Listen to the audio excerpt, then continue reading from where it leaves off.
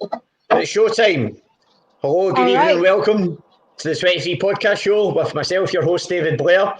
Tonight we are joined by the folktronic dance-gasm that is Yoko Pwno. Who do we have on so far? Who have we got? Yes. Well, not Callum yet. Not Callum yet. So we've got Lisa. Hi, Lisa. How are you? Lissa. It's an S. Lisa. An E. Sorry. Okay. I think that's the first time I've actually said that as well. I've known it's Lisa. I'm stressed here because It's just to remind the viewers, right? Yes, Lisa. There's a double S. And we have Lewis making his dinner.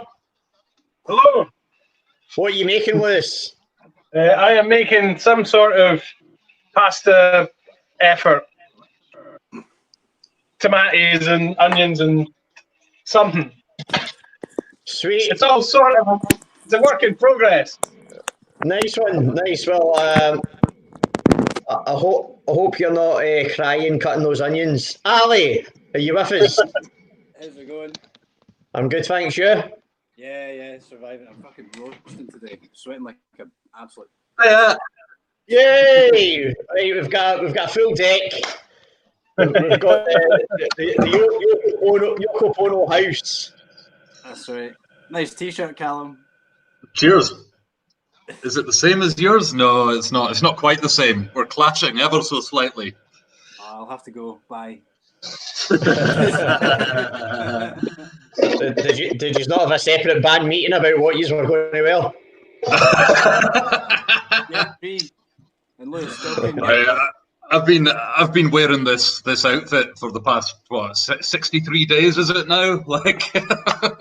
I'm 11 weeks tomorrow. 11 weeks, Jesus. Right, I was just saying to Lisa there before you guys at the bottom came on. At this stage of the show, as regular viewers of the show, thank you for coming in. We've got quite a few viewers in just now. Give us a wee shout in the comments. Let us know where you're watching us from. We'll give you a shout out. I just go onto my phone and I'd said to Lisa, so if you just go onto the 23 Universe page and give the live post a share from there, I'm just going to give that a share on my personal timeline. Lisa was off the mark there, and I'll put it into the event as well. Everybody tuning in, feel free, start a wee watch party on your own timeline. Give the live feed a share. Let's get as many people as we can in for a Saturday night party. We're going to have some first class chats with Yoko Pwno. We're going to watch some videos, old and new. We've got a wee exclusive with a video. We're going to have a competition as well, which we've still not decided what we're going to do, but there is stuff to be won. There's Yoko Pwno merch to be won. And we're also going to talk about Lisa's other band, Atomize, and I've just heard Ali's got another band as well called Mother Almighty, so we'll chat about them too. Yeah. All right, cool. Has everybody else had their dinner then? It's just Lewis making his. Yeah, that's why I was late. Actually, I was having my dinner. What did you have? I had bean burgers and homemade wedges. Very nice. Oh, living the dream. Yeah. What are you having, Lewis? Sort of sausages and pasta and mushrooms. That's coming up next. Getting the mushrooms on in there. It's Nice. a sort of sausage pasta bake effort. You've been going through the bins at the Dunbar Co-op again? Oh no, I've just been looting. Awesome. So where do you all live again? Where in the world are you? Me and Liz are actually in the same house, we're just in different rooms. We're in South Edinburgh. Me and Ike, if that helps. But Edinburgh. Near the IKEA? Yeah. So that's out on like there's a bypass down that way, isn't there? What's that called again? Right, it's easy Straighten. access to gigs when that was a That's the one. Straighten. Yes. Yeah, man. So Lewis is out in Dunbar. Mm-hmm. How about yourself, Callum? I'm in Leith. South Has Leith. has there been sunshine over Leith today? It's positively thermonuclear, pal. It's absolutely roasting. Well, were you out in it? Did you get scalped with the sun? I'm trying to lean in for a look there. Well, you'd know if I did, man. I go pink like I burn in no time at all. I went out for a wee cycle today. That's been my thing. I've been jumping on my bike and sticking to the roads. Especially a day like this, it's just impossible to keep any kind of distance from the hundreds of people out on the streets and stuff. I seen the picture of Portobello Beach when was that, last weekend? It was last weekend or the weekend before, I can't mind. And the thing about it is that I think I've been like about on my bike, and I wasn't down Portobello then, but I was there a couple of days before. And it was pretty busy, but everyone was keeping 2 meters apart. But see if you got one of those long-range camera lenses and got to the end of the beach and took a shot down it, it would look like everyone's like dead close together. So I don't think it was as bad as people made out. Right. Well, the media obviously will try and sensationalise it, whatever way they can. Aye, man, those evil bastards at the Edinburgh Evening News. There goes your next review from them. Excellent. I don't know if they're tuning in. Maybe Not anymore. Maybe they are. Maybe they're not. Just left in disgust. I think we've lost Lissa at the moment. She's turned into a black and white avatar. Oh no, you're there. I'm still here. I'm just totally not prepared, so I'm just making sure everything's ready. My iPad's nearly dead, just like me. So, okay. Yeah. Have you plugged in for a charge? Yes. Cool. So, what's been the situation with everybody then? Is there anybody key working who's furloughed? What's everybody been doing then for their work or not working? Well, I'm in a weird situation. I'm furloughed from one job, which is a support work job. So all of my colleagues at SAMH, here's to them. They're still out there being key workers, but I'm currently surplus to requirements because they're doing a lot of sort of remote support, a lot of phoning people, and because I'm on the relief staff and have been for quite a long time, they're not employing me, which is annoying, but fair enough. I'm also still employed by North Edinburgh Arts, sort of remotely running a youth music project there, which is cool. And it was sort of winding up just before lockdown started. So at the moment, actually, I'm just doing a lot of mix downs for various artists. Right. Lots of local stuff. I've got a nice wee recording set up in the other room. So for those who don't know, you do a fair bit of producing as well, don't you? Aye, yeah. So I do, along with a guy called Patrick Walker, who's technically my boss. I'll fuck off with your sausages. I help run a youth project out of the recording studio at North Edinburgh Arts in Muirhouse. That's in northeast Edinburgh. Right. And we basically allow the recording studio to be open for people who want to come in and learn to record, like youths from the local area, stuff like that. I spend a lot of time kind of troubleshooting people's dodgy pirated software on their broken old laptops and stuff like that. And just letting people use the studio space, making sure it's available for the community, that kind of thing. What did you say it's called again? The North Edinburgh Youth? So the project's in a building called North Edinburgh Arts. North Edinburgh Arts is a big complex. It's got like a theatre and a cafe, a couple of studios. But I work for Studio Ember, which is the recording studio within North Edinburgh Arts.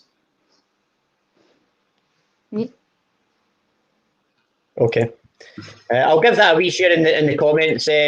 Regular viewers of the show know we're all about doing whatever we can to help and promote and support our creative communities. We're going through a difficult portal in so many ways at the moment, and the arts sector and the live music sector are probably looking like the ones from everything that I'm reading about, like the latest Creative Scotland update there as well in their newsletter. They are likely to be the sort of the last sectors that will reopen on the other side of the reopening plan that's been put together. So we want to still be talking about these places. We want to try and keep them at front of mind of people's consciousness as much as possible.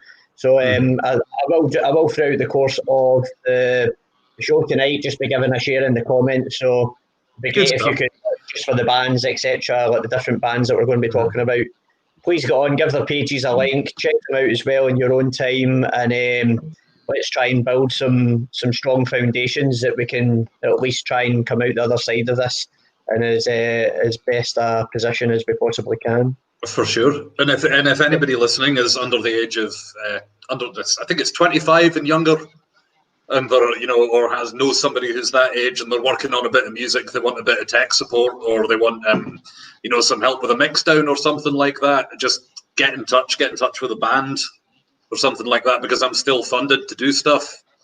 So my time is free for general troubleshooting, audio work, that kind of thing. Okay. Yeah, we've all been in there as a band. We've all been in there and we've used it quite a bit, and it's a really nice wee studio. So like, highly recommend using it, because it's like Callum's got the free time and the free stuff available. It's great stuff. Superb. Well, I've just given that a share in the comments there anyway. So obviously, whenever this is finished, the good thing is that all these links stay in the comments there as well, so people can go back and refer to them whilst still enjoying the real time of the show here. I'll just go to the comments. We've got a few coming in. We've got Gaz Penders, Gaz in Springburn. Gaz helps out in the Barrowland Ballroom with our merchandise. He's also a coach with Glasgow Rocks, Scotland's professional basketball team, and at the Emirates Arena. I think Gaz is 100% record maybe so far on the show, so thanks very much. This is show 15. I've done 15 shows in 18 days. I think I had a wee night off last night. Isabel Knox. Yes, I think he's doing it right now, Isabel. I did mute him though. I'll unmute him. Did you see that there, Lewis? I heard it. What's she saying? Oh, Isabel was saying, are you going to cookery demo? What does she want to know? I mean, she taught me everything I know anyway, so it doesn't matter. Who's Isabel? Is that your mum? She's my mother. Hi, Mum. Hi, Isabel. Hi, Isabel. Hi, Izzy. shout out to all the mums on. There's Bob. Bob's in Leith. Very sunny in Leith today. Thanks for tuning in, Bob. Hi, Bob. Hi, Bob. Callum, did you say what did you like? So Leith's got. Did you say like North or South Leith or whatever, or Upper or Lower Leith? What's the distinctions in Leith? Well, I think if you want to get historical about it, North and South Leith refer to the two sides of the water of Leith. Okay. I'm not really in Leith. It's just I'm sort of between Edinburgh and Leith. Right. On Bellevue Road. Okay. So you just you've just tagged on to Leith for its pretty cool, much, yeah. It's cool kudos. I go to the shops in Leith. Well, that's good enough. If that's where you get your big shop. There's Dougie Cameron. All right, Dougie. Presumably sitting at home in his golden hot pants. We've all got them. There's John Latimer. John's up in Cumbernauld. John does some amazing poetry. He's got his own website called Poetic Substance. He does quite satirical, very much based on what's current in the news, etc. And you would like them, Callum, quite a definite, the day-to-day brass eye leading to them. I'll give his website a wee share as well. Isabel's back on. Hi, guys. And Dougie, I think Dougie was saying, "Oh yeah, baby, he's got his gold hot pants." Excellent. So, Lissa and Ali, what's been the situation with yourselves then? I'm furloughed, but I work at my mum's clinic. So my mum's a Chinese acupuncturist, and she has a clinic in Leith, and she's been running it for about 20 years. So I've been recently kind of employed by my mum. Yay, family business, woo! And so we've been furloughed, but I'm still trying to kind of keep the clinic, help my mum to kind of keep the clinic running at the moment while we're furloughed, and reopen it as soon as we can and stuff. So I've been trying to do that juggle helping mum in her business and the music at the same time. That's what I'm up to. Okay. And is the acupuncturist closed at the moment then? Yeah, it's been we closed about maybe a week or two before lockdown started, just because, well, I've got a family in China, so we kind of had a lot of head warning. So we kind of shut things down before things actually shut down at all. So we've been off for quite a while, and only starting. I think we might be able to open up again in phase 3. I'm not entirely sure. But at the moment, yeah, we're doing okay at the moment. We're not totally run into the ground yet. Okay. And music-wise, so you're in a wedding band as well, was that right? Or are you still in that wedding band? So yeah, I was in a wedding band under the agency called Music for Scotland. I did that for about 6 years with a permanent, and there were 5 permanent members. And I left that. It got really, really busy. We were doing a lot of gigs a year, and I was feeling really drained and exhausted from it. We were doing over 100 gigs a year, 100 weddings and functions. So it got really, really stressful. And as you can imagine, most of our gigs were either in Ayr or Aberdeen, really far north, or Loch Lomond, maybe sometimes in towards Dumfries. So sometimes I'd be getting home at 3, 4 in the morning, and then staying up until 6 in the morning, and not getting up again until the next day on 2 o'clock in the afternoon, and starting the whole cycle again, leaving at 4 o'clock in the afternoon. So it was a little bit stressful, and it wasn't great for my health. So I've kind of cut down on the wedding stuff. I've joined a band that are kind of more, I can agree to each gig individually and not be in a permanent situation. So there's the commitment is I've got less commitment to that band, so that I can kind of do what I need to do as well and look after myself too. But yeah, so I had less weddings this year than I normally do. So when the lockdown happened and all the gigs started being cancelled, I'm quite fortunate enough that I've already been tapering them off anyway. So I've not lost too much work at the moment. But I know how many of my friends, because I've worked with so many people in the wedding industry, I know how many of my friends have lost so much work. It's really heartbreaking. Yeah, it really is. It's but tomorrow will be 11 weeks that I've been on lockdown, and obviously for most of that, basically just in my home. And there's been some days that I don't need to go out for anything. I haven't went out for anything. And then obviously other days just going out for the essentials, shopping, that kind of thing as well. I think I've only topped up my petrol tank in my car once in the entire 11 weeks. But again, just a measure of how little you're doing, I suppose. But I've been finding that you get yourself I properly went through the 5 stages of the grieving process, because you guys just working full time in music, and then working in the Barrowland Ballroom and the Barras Market, and then doing gigs obviously outside of that with just everybody else that I work with in Colour Mustard and the Dijon 5 gigs. It's just when your life is just switched off overnight, literally, and you can, in effect, there's just so uncertainty around. Okay, well, when will that restart? It's bound to get to you. I mean, I'm sure I'm not alone in that. I know I'm not alone in that. It's just for sure, mind fuck. What's really interesting as well about in particular, well, I mean, it'll be for all events eventually, but because when we do start to finally open up again, there's going to be such a surge that not everybody is going to be able to play all the time, and not everybody is going to be able to attend every concert, or, as I'm about to put it, the weddings that are getting rescheduled for next year are starting to clash.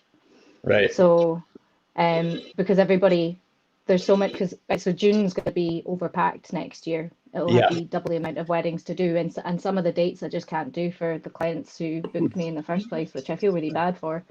Are you saying that we can't book any Yoko gigs that month? Remember, it's a fairly tiny commitment band, so I can work things out. We'll just get them to cancel the weddings, Lisa. Fuck it, man. Yeah. That or we'll play them. They can just get married at our gig. And they've already waited a year. We can wait a month. I mean, what are the statistics anyway? Is it something like 55% of all marriages end in divorce? I mean, you just tell them, what's the point in taking the chance? I mean, the odds are against them from the start. Well, 55% of all of your marriages, maybe. Everybody that Lisa has ever played for, every single time she's played someone's wedding, that relationship still happens today. Yeah, and at least if that 50% get divorced, it means they're going to get married again, which means we can play their second wedding. So mercenary.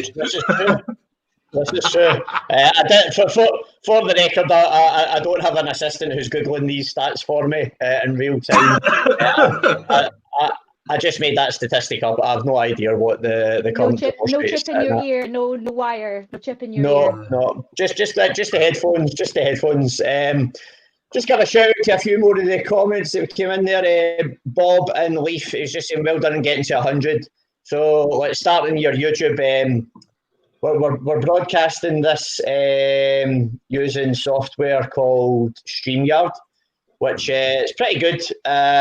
Simultaneously puts it out on our Facebook, our YouTube channel, and our Twitch channel, which are all /23universe now. However, when you start a YouTube channel, they give you a long URL, as you'll probably know, guys. It's youtube.com/channel/ and then it's about 50 jumbled up letters and numbers. So until you hit 100 subscribers, which we did earlier on today, so thank you very much to everybody for subscribing. That then allowed me to go on and claim my youtube.com /23universe bespoke one. So I'm just going to give that a wee share in the comments. Everybody that's joined us, if you wouldn't mind giving us a wee subscribe with that. This is episode 15. We've had some amazing guests so far. Callum, you'll know our last guest very well, wee Mandy from Bomb Scare, Katie Tunstall, bassist as well. And I was introduced to I've just turned a mental box. Super Roberta? Roberta came on as well. The first band that Mandy was in, they did the Zombies. Super Adventure Club. Super Adventure Club. Yeah, man, they were great. My short-term memory is so bad. Apologies, Mandy, if you're watching. I've got it written down in my notepad as well. So we watched a video of theirs. It was like a hot pot noodle or something like that. Hip hop noodle. Aye, cracking, man. That was. Say that again. Hip hop pot noodle. Aye, I wasn't going to get that. There's Martin joining us. Hi, Martin. How you doing? There's John Toms. How you doing, John? Thanks for joining us, John. John was saying, we're not allowed to drive, only if our eyes are needing checked. That's very true. Thanks for joining us, JT. So we're nearly 25 minutes in. That's the one. That's my cousin Claire's husband. Hi Neil, how you doing? Tuning in with Claire and Vinny Kirkinsillock. Claire's been getting creative during lockdown. They set up a wee business called Crafting for Parkinson's. Sadly, Neil's dad has got Parkinson's, and they've been making these lovely wee crafted bracelets, various different colours. They've been doing some NHS ones as well, and the old rainbow colours there. Nice. They're super. Some nice ones, rainbow colours again, and some for the yellow movement there. So I'll give you a share if you fancy getting yourself a wee bracelet and supporting a really good, just wee startup creative company. Started up through lockdown, just trying to do something good for Parkinson's UK. Get on, give their page a wee link, please. You can check out what they do. Shall we play a music video? Yes. Please. You emailed me a list. Where would Thank you you, like? quite a long list. Sorry? Well, where would you like me to start? Oh, start at the beginning. Let's go back to the first video we ever did. Oh my God. There's Tom Benjamin up in Dunfermline tuning in. How you doing, Tom? Tom, his wife Lou are big fans of your band. We were right down the very front at Kelburn at the Square Stage yesterday. last year. I wish it was yesterday. Under all the acrobats. Yes, we were right next to them. We were right next to them. Tom and Lou actually got married at Kelburn a few years ago. Oh, man. They called it Wedstock, and that was after Tom proposed to Lou in front of 2,000 people in our full Hothouse stage Belladrum debut before the beginning of our set. So thankfully she said yes. No pressure. No, but we, you know what? We did have there was our first Kelburn that we played, or the first Kelburn that we played as this lineup actually. Oh yeah. A young gentleman kept asking me while he was down in the audience at the front, and he kept like beckoning to me and asking if he could get up on stage. I had no idea who he was. First time I'd ever seen him. Under 20, and he was so enthusiastic because he loves Kelburn. He'd been there for years, and he really wanted to propose to his girlfriend. He was like, this is the first time I've ever seen you, and I love you, and Kelburn's amazing, and this is amazing, and can I please get up on stage and say something for my girlfriend? And so all the other guys were a bit like, listen, what? I'm kind of running over to them on stage like, can I do this? Yeah. Is this okay? This is gonna happen. I've got a guest coming on. And they're like, what are you doing? So I let him come on, and he proposed to his girlfriend, and it was really cute. And we do have him on Facebook somewhere, and I think they did get married. And if they haven't, really? Yeah, they're definitely still together. I saw not too long ago. I definitely remembered his name and saw that they were still together.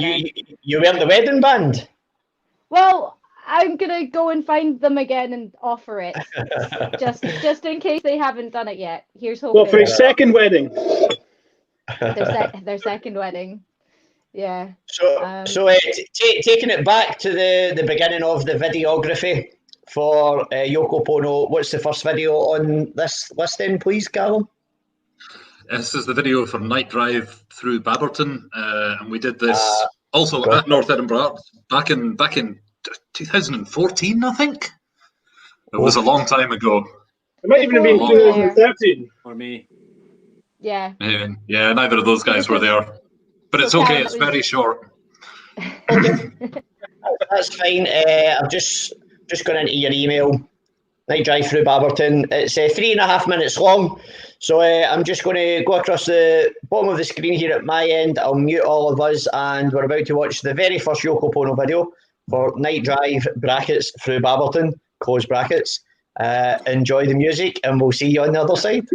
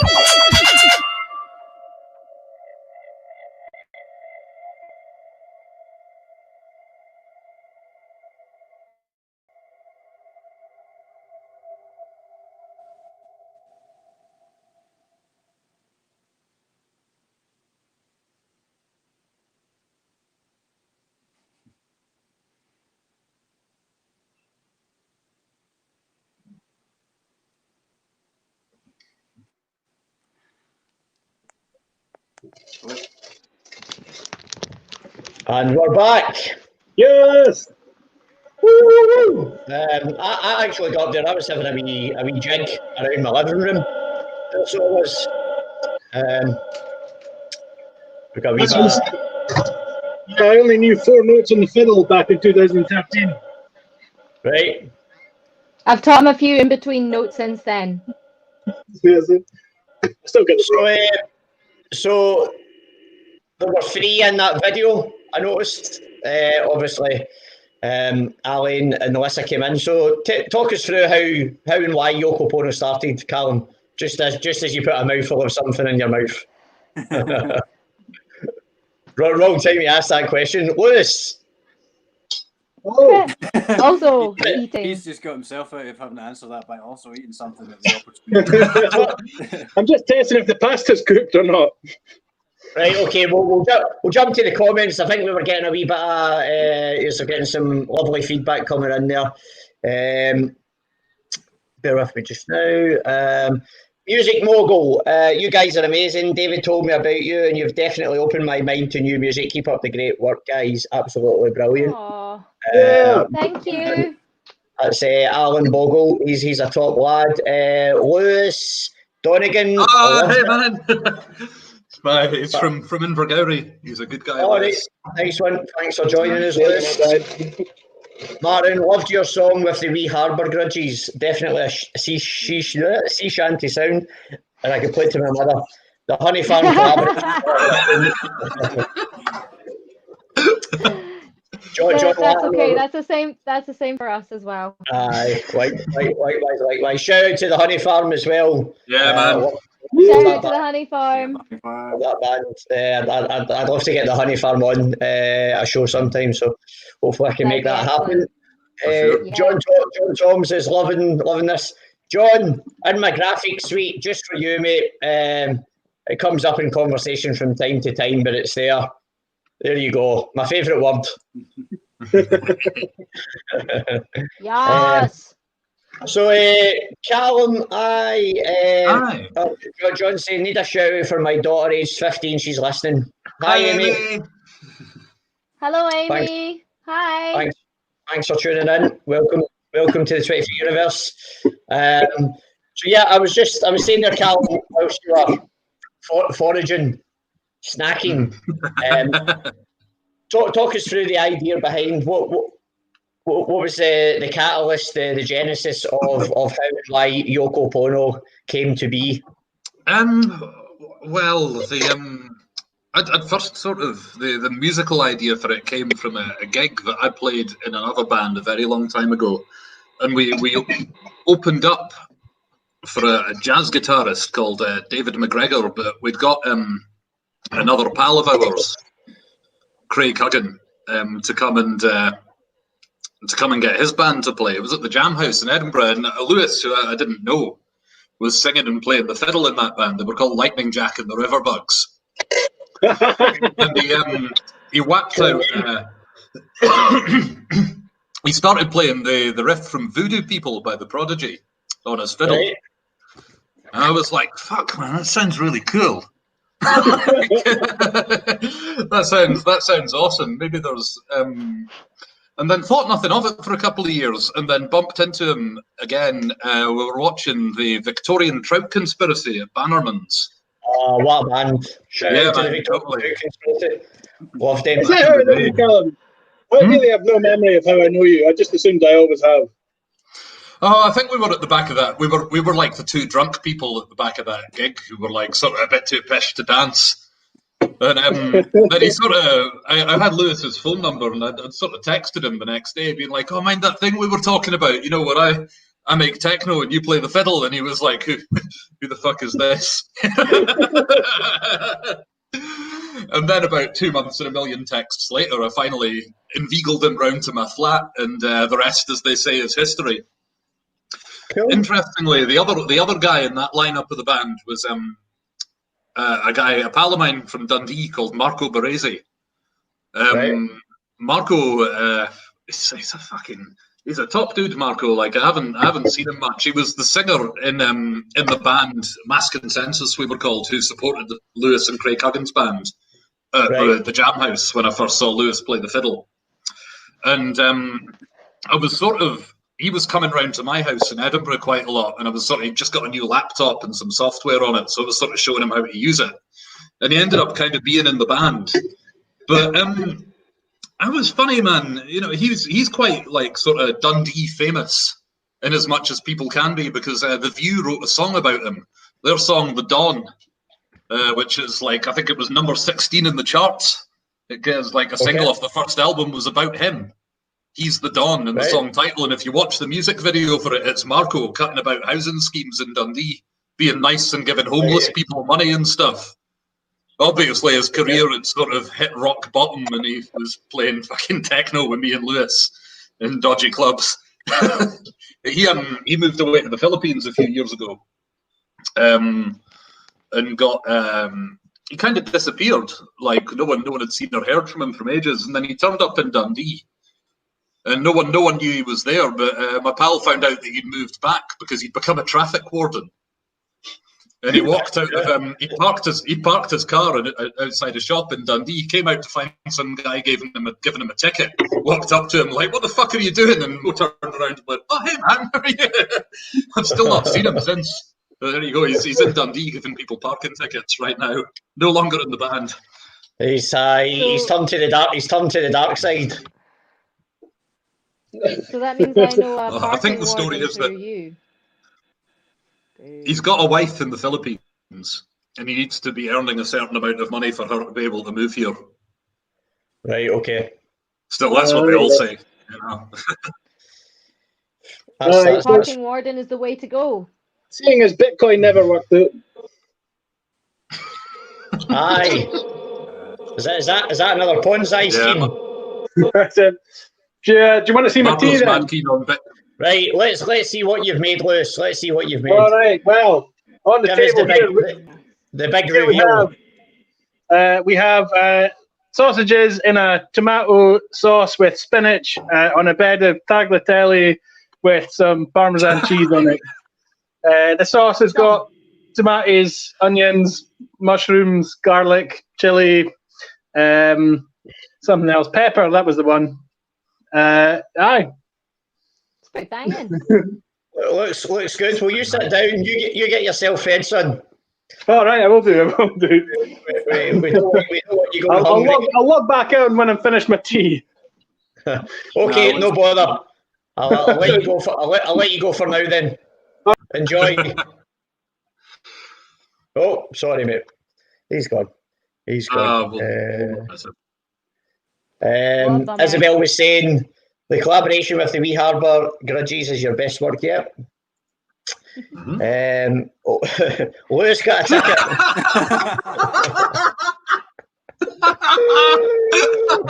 Oh dear. The funniest thing about this is for people who know Marco, he's like the nicest guy in the world.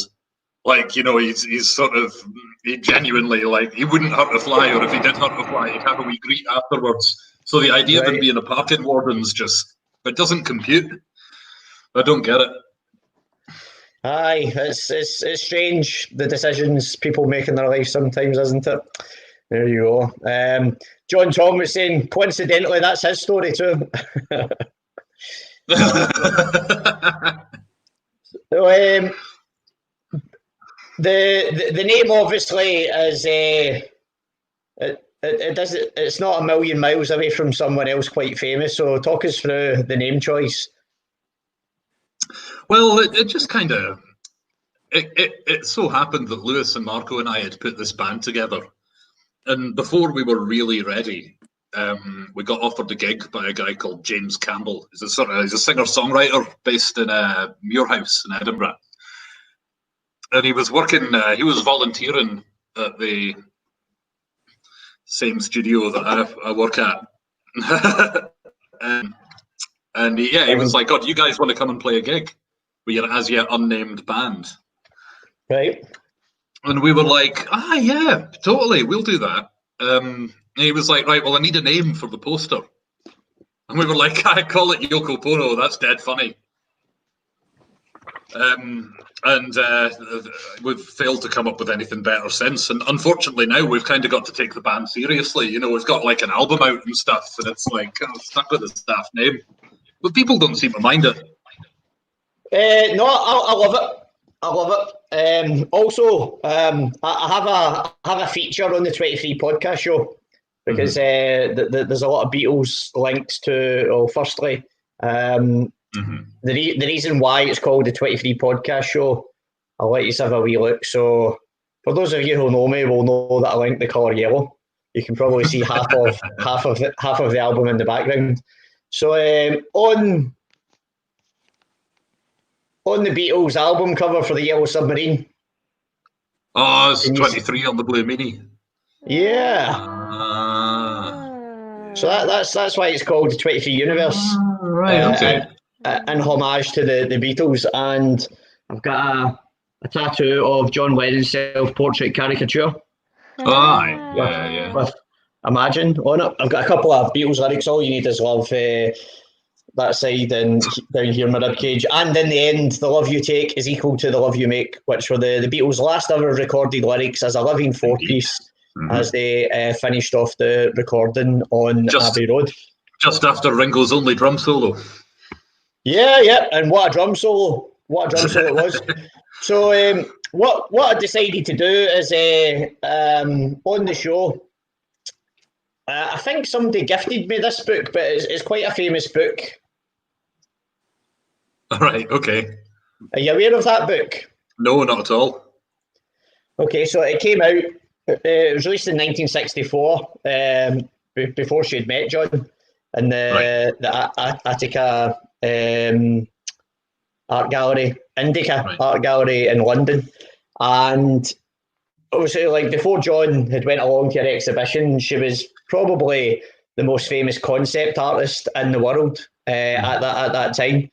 And John had a wee joke with this. Like, John was obviously very much into playing with words and stuff like that as well. And he said, when I first met her, I told her she wasn't a concept artist. I told her she was a con artist because when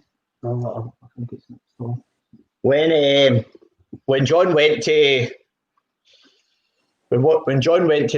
the exhibition, when he walked in, she came up to John and she just handed him a wee card that said that. And then she walked away, and then it was like, right, okay. Brave, so something a wee bit interesting here. So what I've been doing, so this famous book of instructions and drawings by Yoko Ono.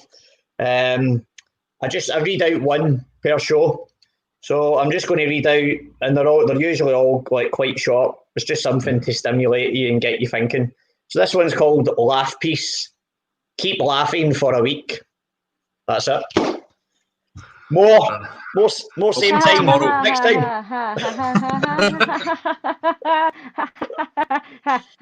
You listen. Keep going, Lissa. Don't force it. Keep going. Laughing is contagious. Laughing is contagious. So, in terms of Lissa and Ali, on your cans of Tennent's there. Yes. Freshly bought from the corner shop. Nice. How many did you get? Just 4. Just a 4-pack of these massive ones. Oh, right, okay. Keeping it Krishna for a Saturday night. So, when did you involve? I know. What even are days? I know. It's time is a very loose construct at the moment, isn't it? Mm-hmm. So, can you recall how did your involvement with the band come about? All right. You start. That kind of started. Okay. All right. Okay. Fine then. I actually can't remember how I know Callum either. I just remember knowing Callum. I do remember finding out. I don't even know how I found out, but I thought I would go and see a Yoko Pwno gig at La Belle Angel. I'm not entirely sure. Callum, you were supporting someone at that point. Supporting Thunkfish. Thunkfish. It was Thunkfish. Some other really good friends of ours, Tom Pickles and his band, Thunkfish. So I got to see Thunkfish and Callum, and I went up and said hi to him and bought a vinyl, and I was like super like, this is really awesome because I play the violin, but I'm classically trained and I don't know what the hell is going on, and it's really awesome. So I went and chatted to Callum, got a vinyl record, and a few months later he asked me to step in for Lewis because Lewis couldn't do a gig. It was a gig in the basement of a pet shop. Nice. The one at the roundabout at the top of Leith Walk. Callum Easter was running a club during the Fringe. Him and Bonnie, his partner, were running a club in the basement of the Duffel's Pet Shop at the top of Leith Walk, and they booked Yoko Pwno to play. We did it with Crash Club. Yoko Pwno and Crash Club did the night, and Lissa stepped in for Lewis. Excellent.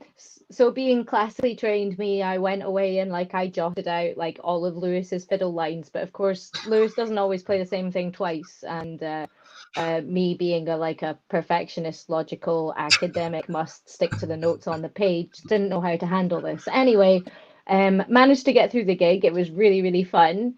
And from there on, it was Lewis and I met Lewis eventually, and I became part of the band. I remember the first time I met Lewis, we were having band practice at mine and Ali's house.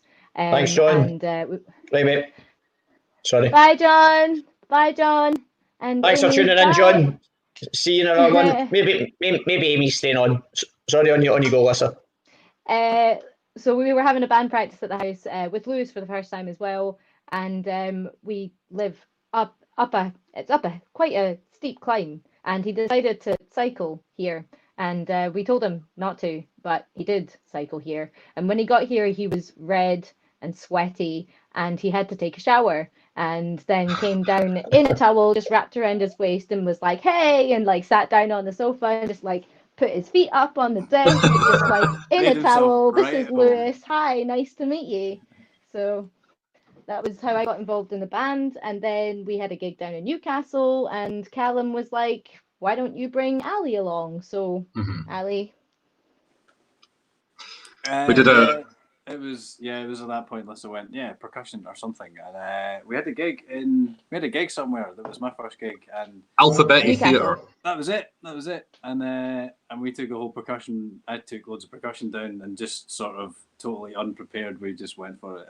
It was pretty fun. So, and now here we are. I can't remember Some when. congas.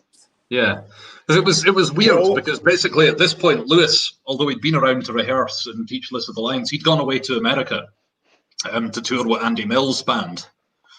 Andy Mill of Pwno. They did like him and Gary and Andy and Louise, who does like a bunch of video work for us. Basically toured around the deep south in a tiny little car, like in the height of summer, playing country to loads of like yokels with shotguns. But when Lewis left, basically the band was me and him. And when Lewis came back, it was like a 5-piece band with a percussionist and like a singer and a keyboard player and stuff. Like it had completely changed in his absence. Quite literally grown arms and legs. Yeah, absolutely. Yeah. So you sent me through a wee PM there, so that you said that the next video is the first video with the current lineup, or the next evolvement of the lineup. Skip that. Skip that one. Right, So okay. the video for Fidel Castro's there. That's the first thing that we released with these guys. Okay. Well, let's have a wee bit more music then, and we shall stick on the video for Fidel Castro. Is this an animated video? It is an animated video, yeah. It was made by a pal. Who done it? A woman called Katie Revel. I think she was a school friend of Lewis's in Dunbar. Right. And it's funny, she's a documentary filmmaker. Okay. She was like, I want to do a music video. I'll do one for you guys. I think I might animate it. And we were like, cool. Yeah, go do it. That sounds awesome. And then she came back and she was like, animation's really hard.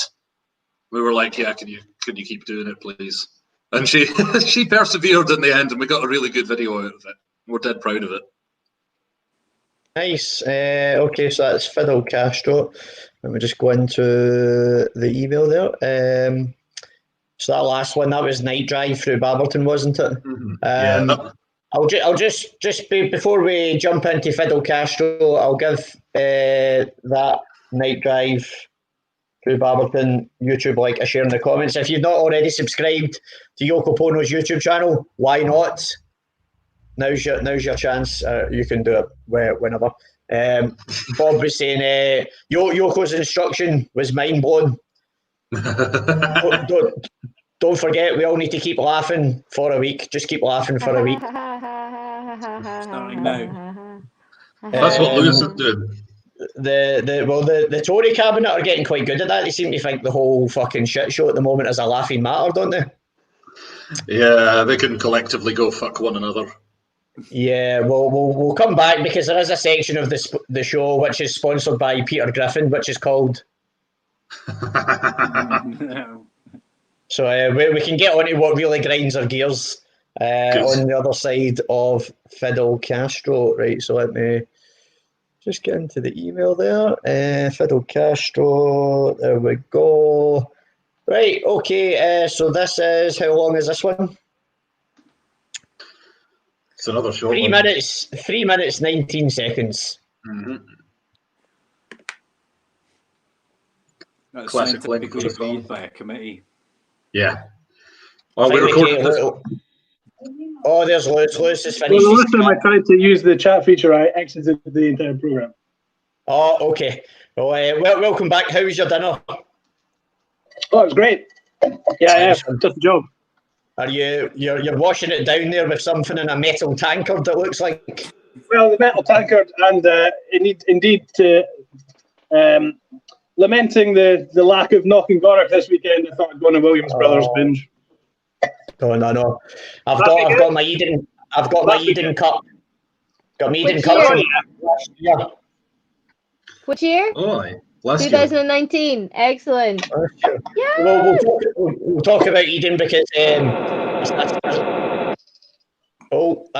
certainly know that there's a definite mutual loving for Eden Festival amongst all of us on the screen here. So we'll have a wee chat about that on the other side. So I'm just going to mute all of us, and we'll bring up the Fidel Castro video to share with yourselves. Get yourselves up, have a wee jig around the living room again. I think that's what I'm about to do. See you in 3 and a bit minutes. 23 universe. Cool.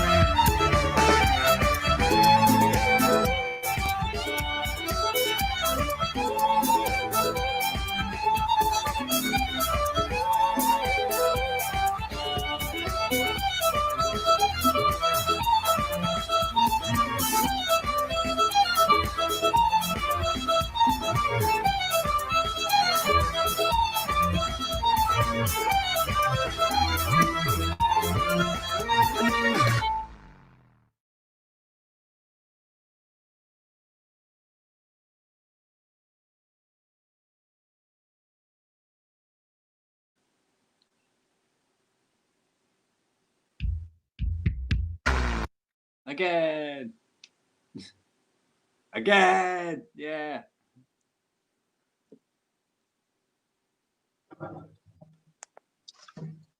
Again, and again, and again, and again. Nice one. So some lovely seahorses. I remember. And Cuttle in there. I remember our concept for it, man. It's based around a trip to pre-revolutionary Cuba. So she'd found Katie, who made the video, had found all of this footage of Cuba before Fidel Castro took over. It's really cool. All this footage, all this weird found archive stuff, Right. getting twisted into sea creatures and jumping off surfboards backwards and things. Surfboards, diving boards. So obviously the dream would have been upon releasing that. So when did you release that?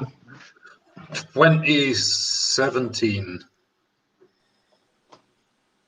Yeah. 2017. Was he still alive? I was just thinking that there. That'd have been great if Tom Maguire and the Brass Holes and tagging Ric Flair with their single, and Ric Flair ended up then sharing that on his social media. If Fidel Castro had commanded Yoko Pwno to fly to Havana He'd been dead since the previous November, apparently. Oh, right, okay. But, I still feel like Raul Castro let us down. Yeah. Raul, come on. Sort it out. Yeah, That's come on, Raul. What the fuck, man? Get them over there. Jamie Drone. Jamie! Oh, Jamie! Hi! Your direction. Hello. Rider and hype man, Jamie Drone. Hi! Bob and Leaf was loving the tunes. Cheers, Bob. Is wee Ziggy loving the tunes, Bob? Was he having a wee boogie around the room as well? Or actually, Bob might be at work. Transmissions, Stardog. What does that mean? Is there a starfish in the video? Probably, aye. Probably. There were a few. The aquatic beasties. And invertebrates. I'm sure it's a strain of That's weed. just the band. Burns. Get the percussion rack out, Ali. You could have lined up a wee drum roll there. I know. Do that again in a minute, right? Hold on. Next time. So I had uploaded. Is that the Giant's Causeway? Aye, yeah. Have you played in Northern Ireland? Yeah, we played a wedding in Northern Ireland last year. Right. Played David and As Rachel's Yoko wedding. Pwno. As Yoko Pwno, As Yoko Pwno. No function band. Okay. How did that come about? It was my school pal, David Bauer, was getting married to a Northern Irish lass. And I think the band was the only part of the wedding that was up to him. So he went for the oddball choice. I need to ask it, is there any significance in Lissa and Ali not being barefoot like you and Callum?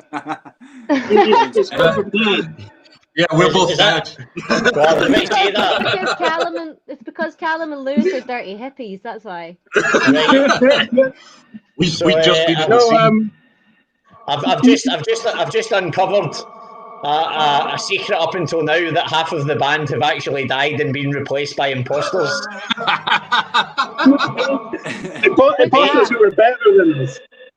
Based on better than the old versions. Beatles, Abbey Road, Paul McCartney, barefooted logic. Classic. Well,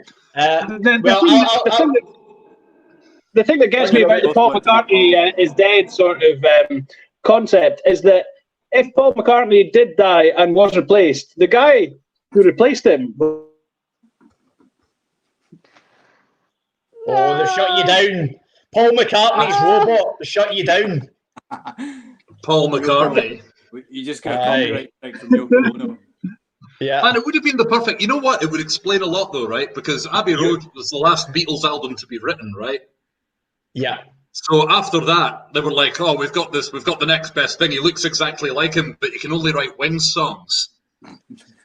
Well, Wings, only the band the Beatles could have become. I love Wings, man, but I mean, they're no Beatles. No, they're not. With wings. They're not. What's your favourite Wings song? Jets. Nah, man. I'm too much of a fan. I'm too much of a fan to go along with that one, David. I'm sorry. It's probably Spirits of Ancient Egypt. Fucking, how dare you? That is so racist. Sorry, what did you say? Spirits of Ancient Egypt, the live version of Wings Over America. Absolute classic. Right, okay. I think that's Lewis. Maybe got to go. All the best, guys. I've enjoyed listening. Lewis. Thanks, Lewis. Bye. Is that him? Is he maybe away to start laughing for a full week continuously? Possibly. I think he's got 2 quite young children, though, so he might be crying for a week. Who knows? Bedtime for the bairns. Bedtime for the bairns. No, he's a good man, Lewis. I've not seen him for years. We grew up together, but it's like, strictly weddings and funerals that I see him these days. Does he still live in Edinburgh? Dundee, man. I'm from Dundee. Oh, are you? Right. Yeah. When I was younger, I used to go to a lass not from there, but she was studying at Dundee Uni. She lived in Lochee. Oh, aye. Classic. Aye, that wasn't the nicest of areas, I have to say. It's got character. Well, she moved. She used to be. Firstly, she was in a wee shared student flat next to the bus station. So whenever I would come up to that building quite late on at night, I was usually being asked if I wanted business of an illegal variety. Sure. Yeah. There's a lot of it around there. And then realising that, she's like, I'm moving to this other area. It's called Lochee. I don't know fucking any of the wiser, but it seemed to me to be out of the frying pan and into the fire. A wee bit. I mean, the people there they're not entrepreneurial in the same way as the people that hang around at the Seagate bus station.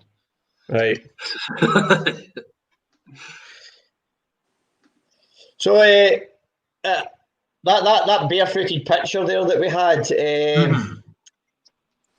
there's a few significant markers for me that really embed, right, it's festival season. And one of them is Lewis bounding up to me for us to go into an embrace, and then I see his manky bare feet. Not that that puts me off giving you a big hug in any way. In fact, let's all bring it in for a virtual hug. Virtual hugs. Virtual hugs. No, I mean, I like to go. Well, normally, if I'm kicking about, like sort of round about my tent area, then like, I'm happy to go barefoot and stuff like that. But I think you're pretty much like you're hardcore barefoot. Like you're barefoot almost the entirety of a festival, aren't you? Which festival was it? Oh, just many. All festivals. All festivals. There's some that I'd rather go barefoot at than others. Knockengorrick's a good one for barefoot. Eden's a good one for barefoot. I'm sure you were barefooted. Eden's also alright for barefoot. Yeah. All of them are pretty good actually. It's the sort of mats that they put out for the vehicles, so they don't get clogged up in the mud. Some of them have got spiky bits of wire. You've got to watch yourself on that. But everything else is pretty much foot friendly. Are you talking from experience there with the spiky road mats? Yeah, well, they'll go through inadequate shoes anyway, so you might as well be barefoot. Fair dues. Let us know in the comments what's your favourite barefoot festival. Oh, sorry. What's your favourite festival to go barefoot at? Unless you go to a festival where it's mandatory that everybody has to be barefoot. Full moon party in Koh Phangan. A lot of people are barefoot at that, I have to say. Isabel was saying she's got Lochee as the background pic on her laptop. What's the backstory to that? Really? Lewis's mum's also from Dundee. Oh, right, okay. What do you call so? If you call so I'm a Glaswegian. What do you call somebody from Lochee? A mink. Is it officially not part of Dundee? Lochee's not part of Dundee. Lochee's sort of like Lochee is to Dundee as Leith is to Edinburgh. People will say that they're from there rather than saying they're from They're from Dundee. I think historically it was kind of like the Irish Catholic enclave. Oh, I see. Okay. I mean, I thought you made Right. you were keen to make sure that folk knew that you were from Invergowrie rather than Dundee. Well, it's either people don't know where Invergowrie is, or they get it mixed up with Blairgowrie, which is different. So The you most see, cosmopolitan version. All the Gowries, and so Gowrie must mean something. What does Gowrie mean? Gowrie's a place, man. Gowrie is the big expanse of flat land between Edinburgh and Perth on the north bank of the Tay. Ah, right, I can't believe you That's the actually. Carse of Gowrie. Oh, I There you grew up go. there. Well, I'm an ex-English teacher, Lewis, and I just have like a geeky love of etymology and semantics and linguistics and anything to do with words. So just that kind of stuff interests me. Here's a good one for you. Have you ever heard anybody say, "Who put the C in Scunthorpe"? See, I saw a thing about that being really annoying. There's a phenomenon known as like the Scunthorpe problem, where that word is really difficult. You might have seen this as well. It comes. That kind of trend on Twitter, right? Yeah, because Oh no! if you read the word, there's a certain other word within that word Yes. that I can't say here. Probably. No, you can. We're past the 9 p.m. watershed, and we're uncensored. It was newsworthy recently because you couldn't have Dominic Cummings' name because it's got cum in it. A problem that has also been holding me back for years and years. Callum Cummings. That's fair enough. Well, Callum Cummings. The etymology of the word Scunthorpe, it comes from when the Viking invaders came over, and there was a sort of Danish lord who settled in that area, and his name was Skuna, and the Norse or the Viking, whatever the language was, let's say the Norse for hill is Thorpe, so they could have just called it Skuna's Hill, and then it became Scunthorpe. So there you go. But then over time, somebody decided to remove. Scunthorpe's named after a man called Scunner.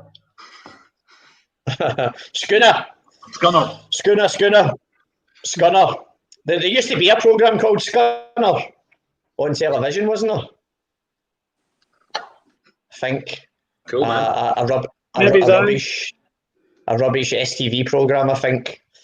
Going back into the memory banks here. So, what was the last gig, or what was the last thing that you played? Dumfries. We played at the Plaza for Dumfries Music Conference. Oh, aye. What night did you play? Oh, it wasn't at the conference. It was an event run by the same people. Oh, right, okay. Aye, so that's like Michael Nicholson and the team down there, isn't it? It was Bob McEwen and what's his name? Hagen. That put us on. Aye, Hagen. Aye. Shout out to the Dumfries Music Conference. I was down there. Was it last November? It was on. Mm-hmm.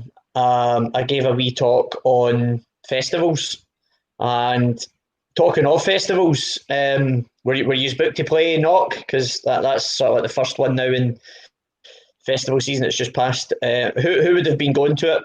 Was I'm guessing yourself. Probably, although it's always a toss-up that weekend between Knock and Gorich or the Orkney Folk Festival. Right. Okay. Did you go to that? No, because nothing's on. but that weekend, it's been that weekend. It's always been a difficult choice for the past 10 years. But have you actually been to Orkney Festival? To the Orkney Festival? He's done both. Yeah. A number of times. You've been to both. Yeah, I mean sometimes trying to fit both in at the same weekend. I got a lift up with someone on like the Sunday morning or something to try and get to Orkney before the festival shut one year, which was a bit sketchy. And what did you have lined up for this festival season? Not very much. We had a couple of shows booked down in England. We were going down to play at a wee festival in Oxfordshire called Treehouse Festival. Right. And another one, we had a potential booking for a show in Wales in St David's Bay, the name of which temporarily escapes me. But that was it, kind of. That was all we had in the book. Well, let's raise our glasses to absent festivals. Indeed. They will be back. Oh dear. They will. I hope so. Aye, we're going to miss you. There's no two ways about it. We're definitely going to miss you. I don't even know if there's any, maybe even just a wee glimmer of hope for anything that's maybe at the tail end of festival season. We'll just need to wait and see if people behave themselves and sort of adhere to the different phases of coming out of lockdown. And obviously, let's hope that we're not hit with a second wave or anything like that. And aye. It's very strange times as we move through this portal into the new normal, whatever that's going to look like. Something I wanted to ask you about, actually, if you'd seen what was happening in with Danish gigs, they were doing drive-thrus. Yep. So Aarhus. I'd love to know if anyone thinks that's a viable thing here, or if that. I don't know. I found it quite interesting, but who knows? I mean, for a start, it excludes quite a few people. The people that can't drive, it already excludes them. Yeah, Well, they they could be a passenger in the car. I'll tell you what As I know. long as they're within the same household at the moment, I guess. Or well, that's well. Now two households can. two households, yeah. Can two households can party in the same motor. And and then if No, you're that's- even that's more not- pedantic, two households 2 meters apart. Well, let's be realistic about it. There's certainly, whilst it's a concept that's been tested in Denmark, I know it's also been tested in the USA. I read a Rolling Stones article. If I can find it, I'll give it a share in the comments. That was of interest to me because they got so it was like a sort of big name DJ in the States. It's called DJ Nice. Right, I found it. I'm going to give this Rolling Stones article a share in the comments and then just chat about a few key quotes that I had seen in that. So that's quite topical, actually, Ali, that you've mentioned that because it's been front of mind for me. And I think if we're looking at the situation as a new normal, then there's clearly going to be a transitional period through some way to experience live music outdoors that isn't the same as what we're used to, but is going to be like a transitional bridging gig. People, my desire for live music at the moment is just unparalleled in my life. Like, this is the longest 11 weeks on lockdown. Tomorrow this is the longest my entire life. I've went mad at life. Went without going to a live gig, and I'm sure I'm not alone in that. So I've just given it a share there in the comments, but a few things in it. This DJ Nice, he'd been booked because he'd been quite an early adopter in starting to stream his DJing sets on his Instagram, where he has quite a large following. Right. So he was booked, and he said it was definitely another thing, just as a sort of preamble of this, right? So in the States, if you think about a lot of the live music venues that are outdoors and are like natural amphitheatres or whatever, but they all started off firstly as drive-in cinemas, when that was the main thing that your youth market would go out and they were getting into, like back in the 50s, the happy days. So when it then came into the 60s and it was like, okay, bands are all the rage now, the people who owned those amphitheatres were not going to lose the monetising opportunity to bring people in to watch something in their space. So it was then just a question of building stages, and then they would get people who would then come in, and then you were then gravitating, and then it was then transitioning from out of vehicles to then being in crowds and then just watching them then. So for a lot of these venues, it's well, inevitably with the size of the USA in comparison to the UK, there's probably going to be a lot of places that definitely, judging by this Rolling Stones article, are just perfectly set up to quickly transition to drive-in gigs. So DJ Nice, he said, it was definitely strange to adjust to performing to an audience of vehicles. The way people were moving in their cars, it took me about 15 minutes to adapt to that. He says, the call and response became them honking their horns, and once we all got into it, it started to feel like a party. At $40 per car or $80 for a VIP parking space toward the front of the stage with better viewing, the first 4 shows sold out in minutes. Then four added shows, then sold out in a few hours. The promoter of it said he didn't foresee allowing more than 300 cars in for a show. Otherwise, it'd just be listening to a concert on the radio. So they get a license and it's broadcast through like a special frequency that you're given there. The quality of the show is better as fans won't get views obstructed by other cars, but the potential revenue per show is lower because they're capping it at 300 cars. And then they talk about it's a bigger challenge than monetising a normal show. It's a matter of managing expectations for the artists and for the fans too. The promoter said, it ain't the real thing, but it's the closest we're going to get to it right now. So to put it out to you, then, would you go to a drive-in gig? Yeah. I want to know what I like genuinely want to know what the situation is with like the toilets at these things.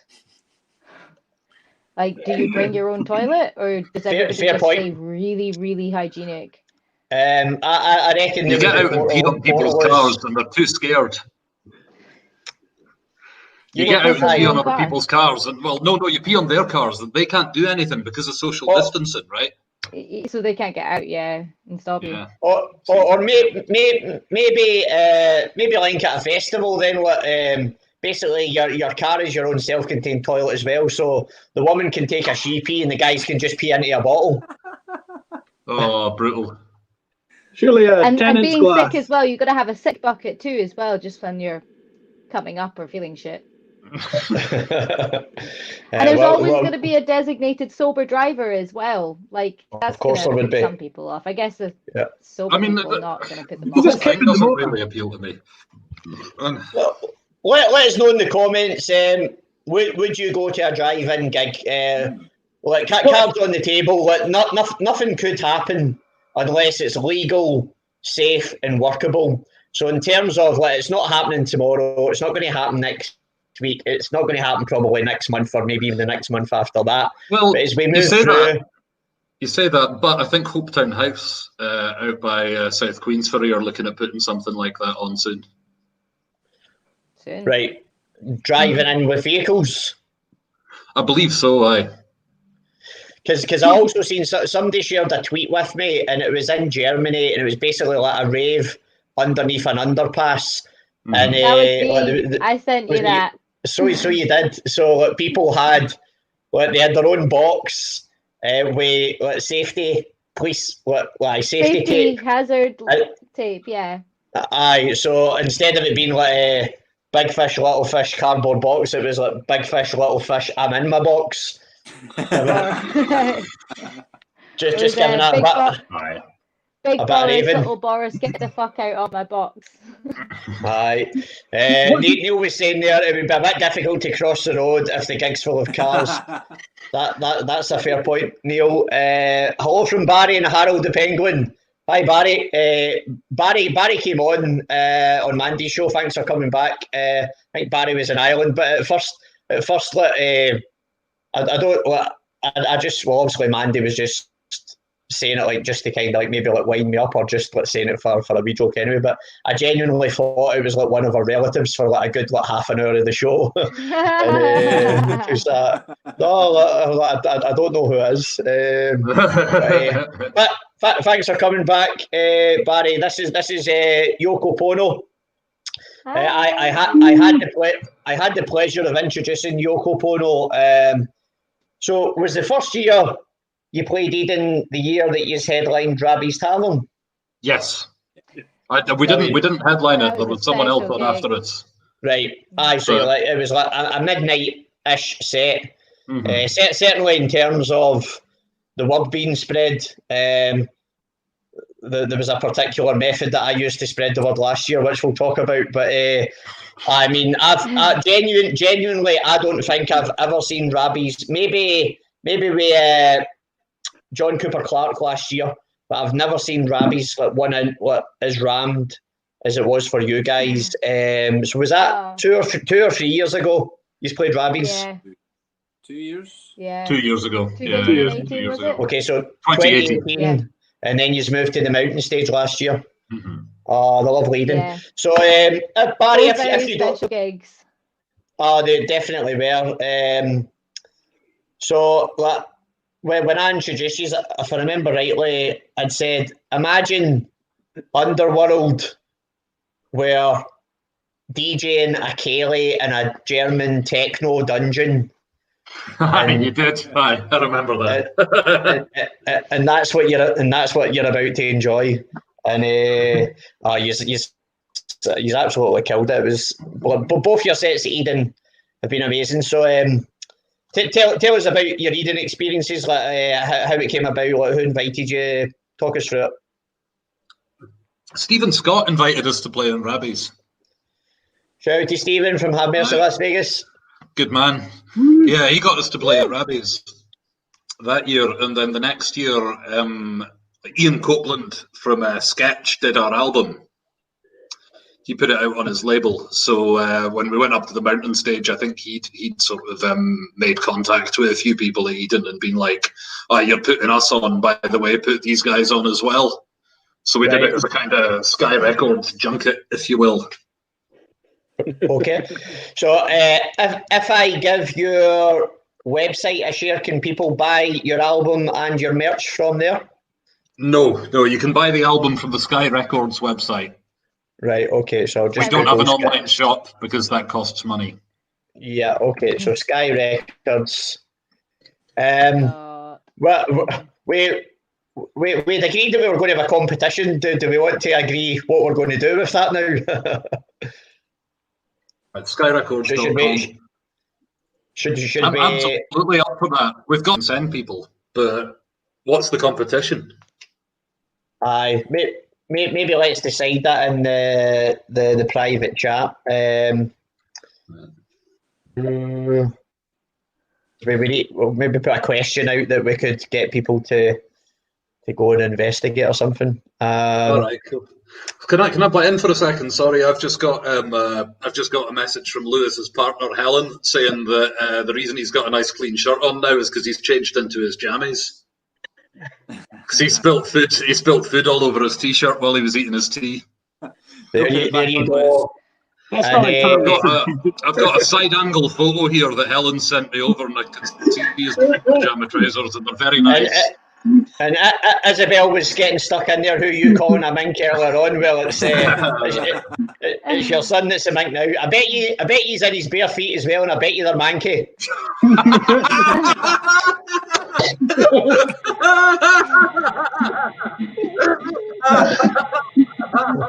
I've not washed them since knocking Garrick 4 years ago. Show us your feet. Let's see your feet, Lewis. More feet action going on. Shows your hobbit feet. There we go. Don't break any more stuff though, Lewis, in the effort to do that. Lewis What's is Helen really saying, well known Lewis? for breaking stuff. She said, "Stop breaking my shit." I don't know. Right, so we'll come up for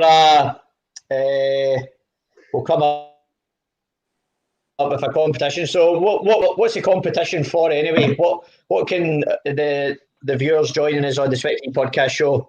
What can they win? So the viewers can win Bully's special prize. A copy of our CD. A copy of the CD album Artifacts, and a T-shirt in one of maybe two sizes, both at the large end of the spectrum. So you can have an extra large David Blair's T-shirt. Wearing one.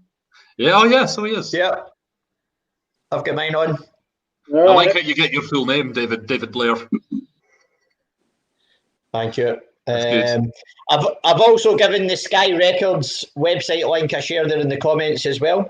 So if you do want to go on and purchase the amazing music, the debut album Artifacts aforementioned is an outstanding album. Getting about it. Obviously, this is going to be a difficult time, not just for musicians. So many people are going to be having a challenging few months, but certainly one thing we can do, and one thing that we're encouraging and trying to do through the 23 podcast shows is helping and promoting and supporting our creative community.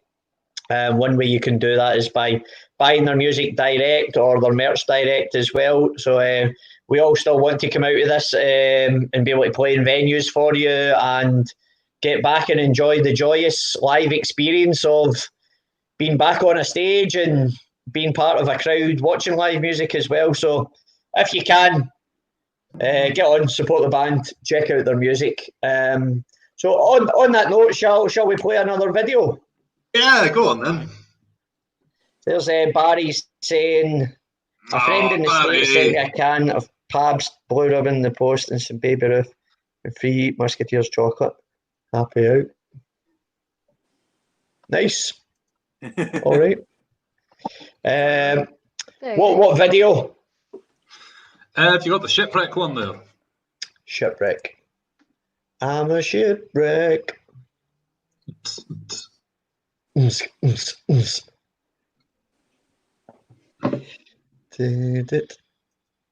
Oh, there we go. It's just started.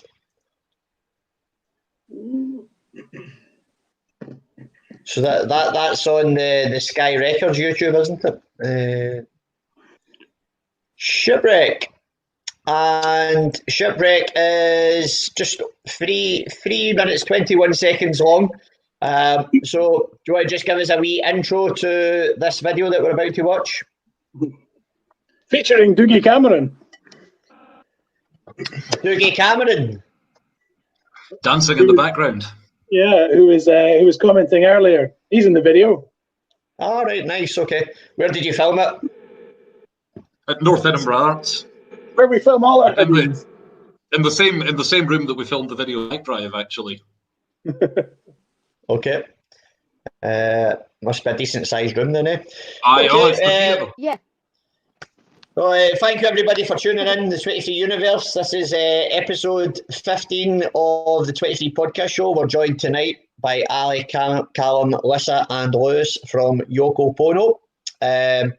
Lissa is also in another band called Atomize, and not Atomize as in Atomize, Atomise, but Atomize. And Ali, I actually didn't know about this band, Ali, Mother Almighty, until somebody said, was it Callum, did you send me it? Was that on the email? I think I did, yeah. I sent you the Atomize one and the Mother Almighty one as well. Mother Almighty. So we'll have a chat about them. How long have you been in them for, Ali? We've only been started up for a few months. We haven't even actually had a gig yet. So what happened was we had planned to do some live videos, and I think we managed to get one done in February. So we got one done, and then the lockdown happened, and we had hoped to obviously use that video to promote ourselves and get gigs, and we had a few potential festival dates. They've obviously all fallen through, and then we were lucky enough to get the video done and out in time to put onto Facebook and YouTube. So it's now out, and it's our kind of debut thing, and we're working on more material to do more soon, and yeah, just doing what everyone else is doing and getting on the social media hype train and try to do what we can. Definitely. Okay, well, we'll have a watch of that video a bit later on as well. We'll watch an Atomize. We've lost Lissa for the moment. So there's Dougie saying... Sorry, what was that, Ali? I should also add quickly, Callum helped us make the Mother Almighty video as well, so that might have been why he sent you it. But also, thank you, Callum. I sent it because it's awesome. Yes, super nice one. Right. Okay. So let's mute ourselves here. We're just about to watch Shipwreck by Yoko Pwno. We'll see you back here in a few minutes. Get up and have another wee jig in your living room. It's Saturday night. Let's party. Woo woo. Where's my kazoo?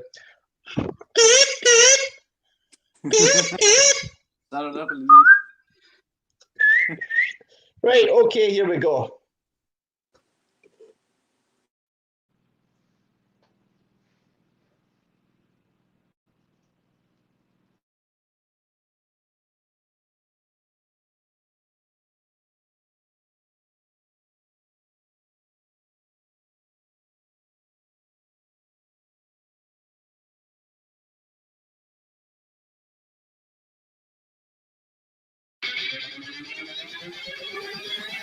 I'm a shipwreck on the shores of you. I'm a shipwreck on the shores of you.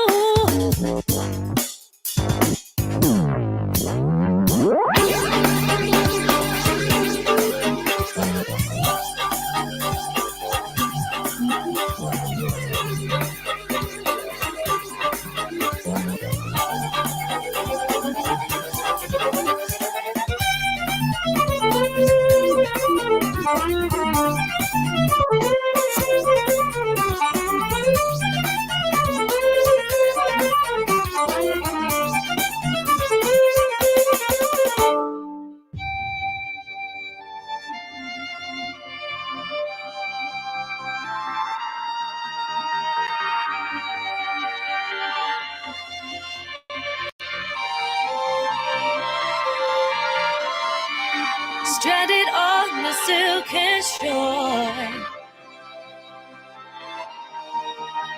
we threw ourselves overboard. Now I'm a shipwreck on the shores of you. On the shores of you. On the shores of you. On the shores of you. On the shores of you. I'm a shipwreck on the shores of you. I'm a shipwreck on the shores of you. I'm a shipwreck on the shores of you. I'm a shipwreck on the shores of you.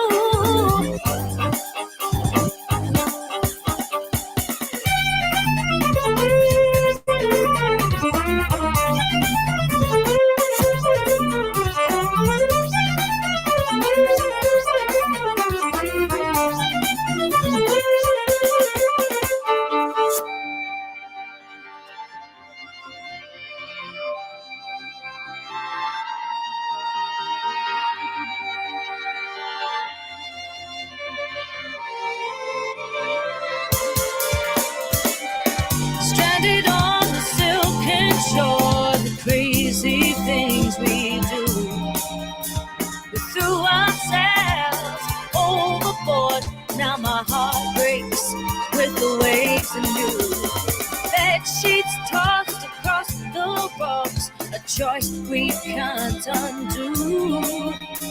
The storm has passed, the waves have crashed, and I'm a shipwreck on the shores of you.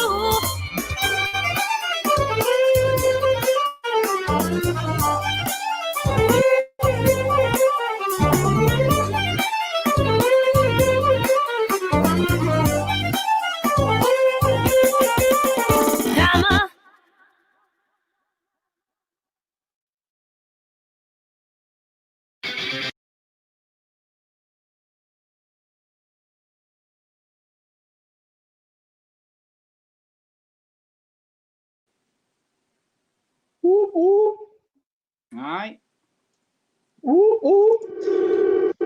Aye, very good. Brilliant. Transmissions there on the YouTube saying cool. Bob, great voice, definitely, and song. John Latimer, outstanding. Yeah, definitely. So when did you release that one? Just before Christmas 2018. Right, I'll give that a share in the comments here as well. I noticed that there actually that went out on the Sky Records YouTube channel. So that's who released Yoko Pwno's album. So give their channel a wee subscribe as well. Obviously, some really good music coming out from that. If you want to expand your musical horizons, For sure. all the way up to Sky. We're all for introducing new music to one another and the 23 universe. That's what we're here to do as well. Mm-hmm.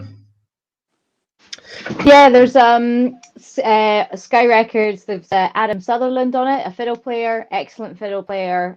So Adam Sutherland, if you want to check that out, Sketch. and also Sketch, which is our producer's band, Ian. So that's Nigel Hitchcock's weird orchestral jazz album is out on there, or he's distributing it. Maybe I can't mind. Okay. And Snuffbox as well. Snuffbox are a duo. Snuffbox, They're a yeah. fantastic folky duo too. So yeah, some great stuff on Sky Records And too. Dolphin Boy, have we mentioned as well? Dolphin Boy. I love Dolphin Boy. Festival stalwart. He was ripping it in his living room on the Knocking Goric live feed last weekend. Lewis, Hi. can you hear us? Yeah, I had to plug my phone in because it was about to die, and now it's sort of balanced precariously on the 7 speaker.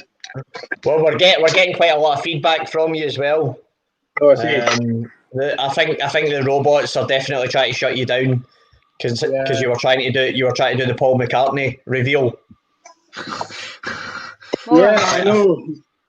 I think the robots are against you. It's been after me for a while. Excuse my ignorance, right? But what's the difference between a fiddle and a violin? You can spill whiskey on a fiddle. Lissa plays the violin, Lewis plays the fiddle. That's the difference. Yeah, but what is the difference? Terminology wise, like Leave slang, it's more like fiddle's more like a slang word for violin. So violin's kind of technically kind of the classical player, I guess, and fiddle's for the rough and ready and for the folky kind of sort. For Okay. the barefooted hobbits of Eden Festival. Yeah. The fiddle barefooted So- Eden hobbits. Yeah. Barry was saying that would be popular in Ireland. You guys would go down a storm over in Ireland. Hopefully, on the other side of this, well, you'd played Northern Ireland. Northern. Yeah, Yeah. Northern Ireland. That was I went to Yeah, it was a great I went weekend. to Ireland in the south when I was in a the Jamiroquai Ireland. tribute band. the Ireland. Yeah. The Ireland. We went to Ireland and we did a tour there with a Jamiroquai tribute band. I was a backing vocalist. Right. Okay. Did you What not was the split trip? up halfway through the tour? So not some kind of horror yeah. story there. It was quite a bit of a horror tour. It was really good fun. Like my best friend was there, and I kind of I had a crush on a guy there as well, which started up then at that point as well. So it was a really good fun tour. But yeah, half of the band decided to leave halfway through the tour. Just kind of just normal band arguments, pretty normal, and some of them flew back to Scotland. And I had to. Oh yeah, you've been there too, haven't you? Band arguments in the middle of a tour as well. I had to get some of my friends to learn the stuff within like a day's notice and travel to Ireland just to Finish keep us it. going. Basically, Aye. we did. We played for a conference for the GT. It was a GT tour. What do you call it? GT 900. Right. And it was such a nightmare. We were trying to play with like our sound engineer played guitar and our bassist was shouting at him for the solos, 12th fret, play on the 12th fret, like because he just didn't know what he was doing at all. He's a sound engineer. Anyway, it was a nightmare tour, but it was really good fun. It was great. Mandy on Wednesday night was telling me that like a favoured bass cheat is you just slide, just keep on sliding. She says when you don't know what you're supposed to be playing, just keep on sliding. She says she's had to do that on occasion. Well, It's the same on fiddle. Right. Okay. A bit of improv there. I think we've got a consensus within the band now for the question. So to win the Yoko Pwno debut album Artifacts, was it on CD or vinyl? CD. The CD and a Yoko Pwno t-shirt. It comes with sleeves. I've customised mine for Hot Festival season and wearing it on stage. I think I wore it on stage at Barefoot Festival season. The Lindisfarne, you did? Yeah. I did. I had it on stage at Lindisfarne. That's right. I forgot about that one as well. Okay, so the question is, which member of Yoko Pwno wore a fishnet vest at Rabbie's Tavern in 2018? That is the question. And the prize is Yoko Pwno Artifact debut album on CD and a Yoko Pwno t-shirt with sleeves. So put your answers in the comments. Was it Ali? Was it Callum? Was it Lissa? Was it Lewis? And we'll then decide some way where we choose a winner from that. So just now that we've established semantically what the difference between a fiddle and a violin is, I'm always interested. Sorry. I'm always interested to know how people's musical journeys began. So, Lewis, what was that? The first instrument you started learning? How did you discover music? What's your earliest memories of music being in your life? So the first instrument I started learning was the piano, I was largely self-taught, just sort of tinkling away on the piano that was in the house, and then East Lothian offers free education for music lessons, so I got fiddle lessons, and obstinately refused to learn how to read music, and luckily had a teacher that was really good and said, "Here's a cassette with a bunch of trad stuff on it. Maybe you'll like this instead." And so went off and did that, and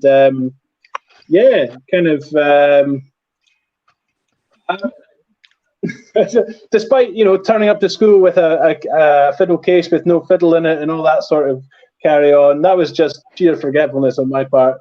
But despite all these hurdles, I sort of kept at it, and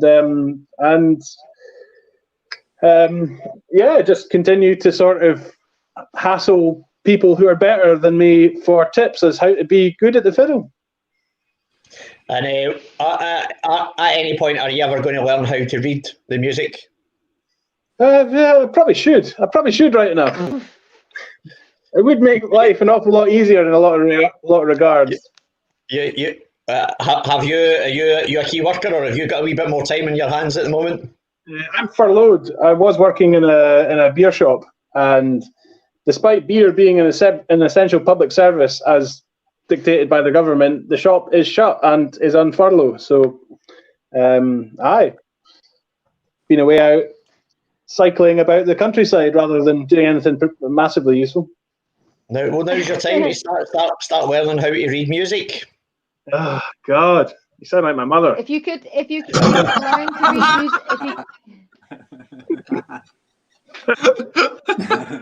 music, Is your mum from Glasgow? I thought she was from Lockheed.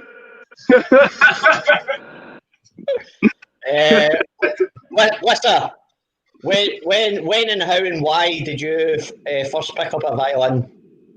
I was really fortunate.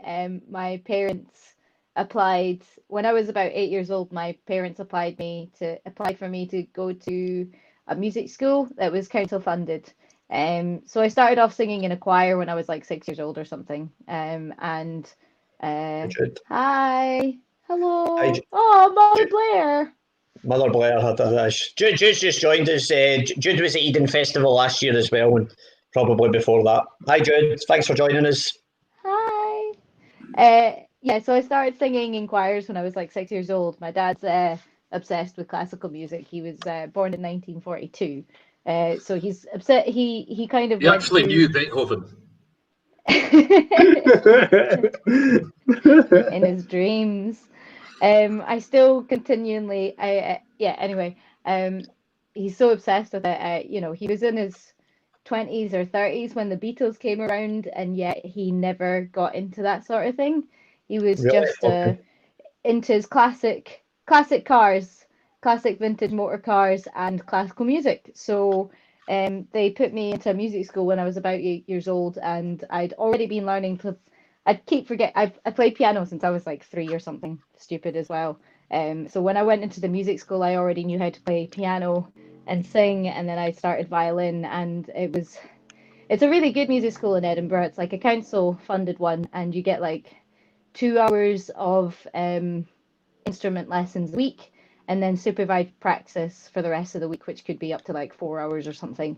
So I Right. was really like fortunate to get loads of training, and like I got so much work, so much help on the way, and then eventually I went. It took me into university. I didn't really get much of a chance to try and do anything else I wanted to do because I was so focused on music all the time, though. So it was just kind of expected that I went to university, and it was expected that I was going to be like this professional violinist that was going to do orchestras and solo violin performances, kind of like Nicola Benedetti, who I know, Right. personally and stuff like that. But I kind of well, I wasn't really ever in love with it. I kind of fell out of love with it, even although I wasn't in love, and Look at you now. decided. Look at me now. I'm still Oh, this is learning the though. rough crowd. I've And got so so much to learn. So, along with obviously being an amazing violin player, at what age did you discover, or did someone say to you that you had such an incredible singing voice as well?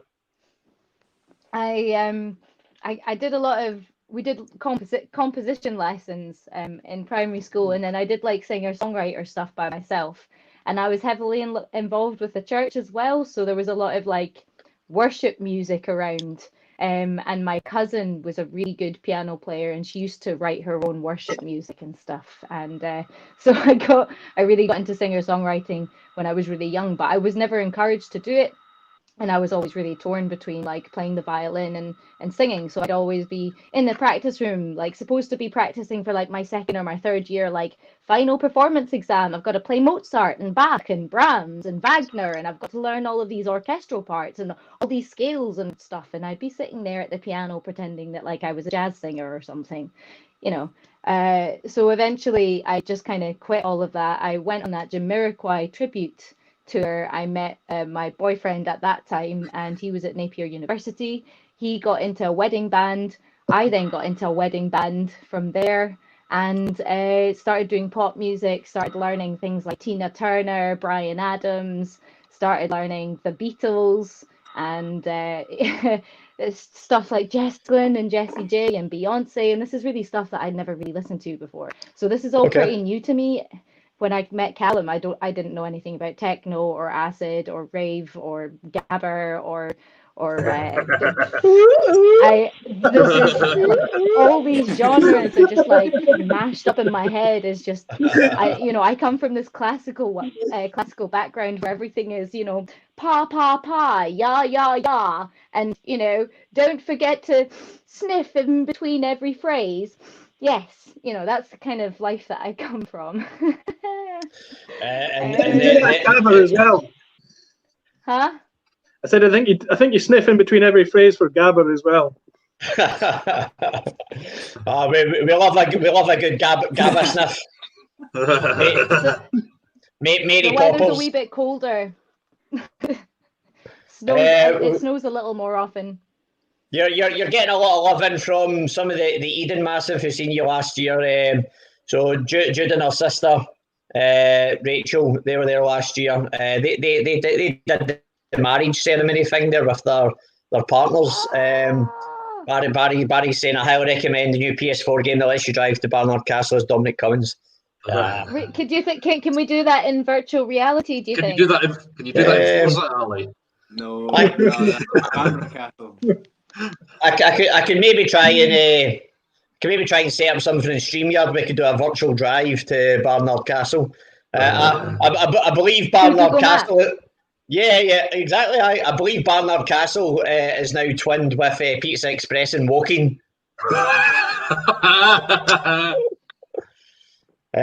Your pal Elsa was saying she's loving the Hi, tennis. Elsa.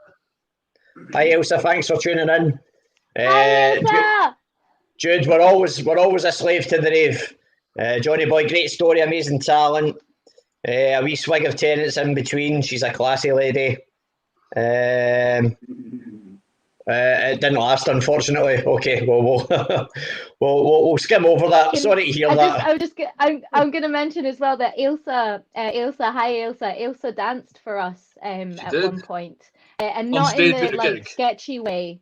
Not in the sketchy way. Not that there's. I'm glad you clarified that. Yeah, but we asked if she could do some choreography for one of our songs, and so she came and did. I think she did Fidel Castro and Gmod with us, and right. She was at Robbie's Tavern. I'm sure was she at Robbie's Tavern dancing? I think. Yes, she was. Yeah, that's true. Yeah, it was that year. It was that year. So we had Ilsa on stage with us doing a dance for us while we were playing our music, and we loved it. It was great, and it would be really nice to see you again one day. Love to Ilsa. I think I met Ilsa. It's bringing back some memories now. Yeah. She's a good gal. She was dancing with you on stage. Yeah. I think I do remember that. Do. Nice one. So if we're just going the other way, if we're going anti-clockwise, so round to you, Callum.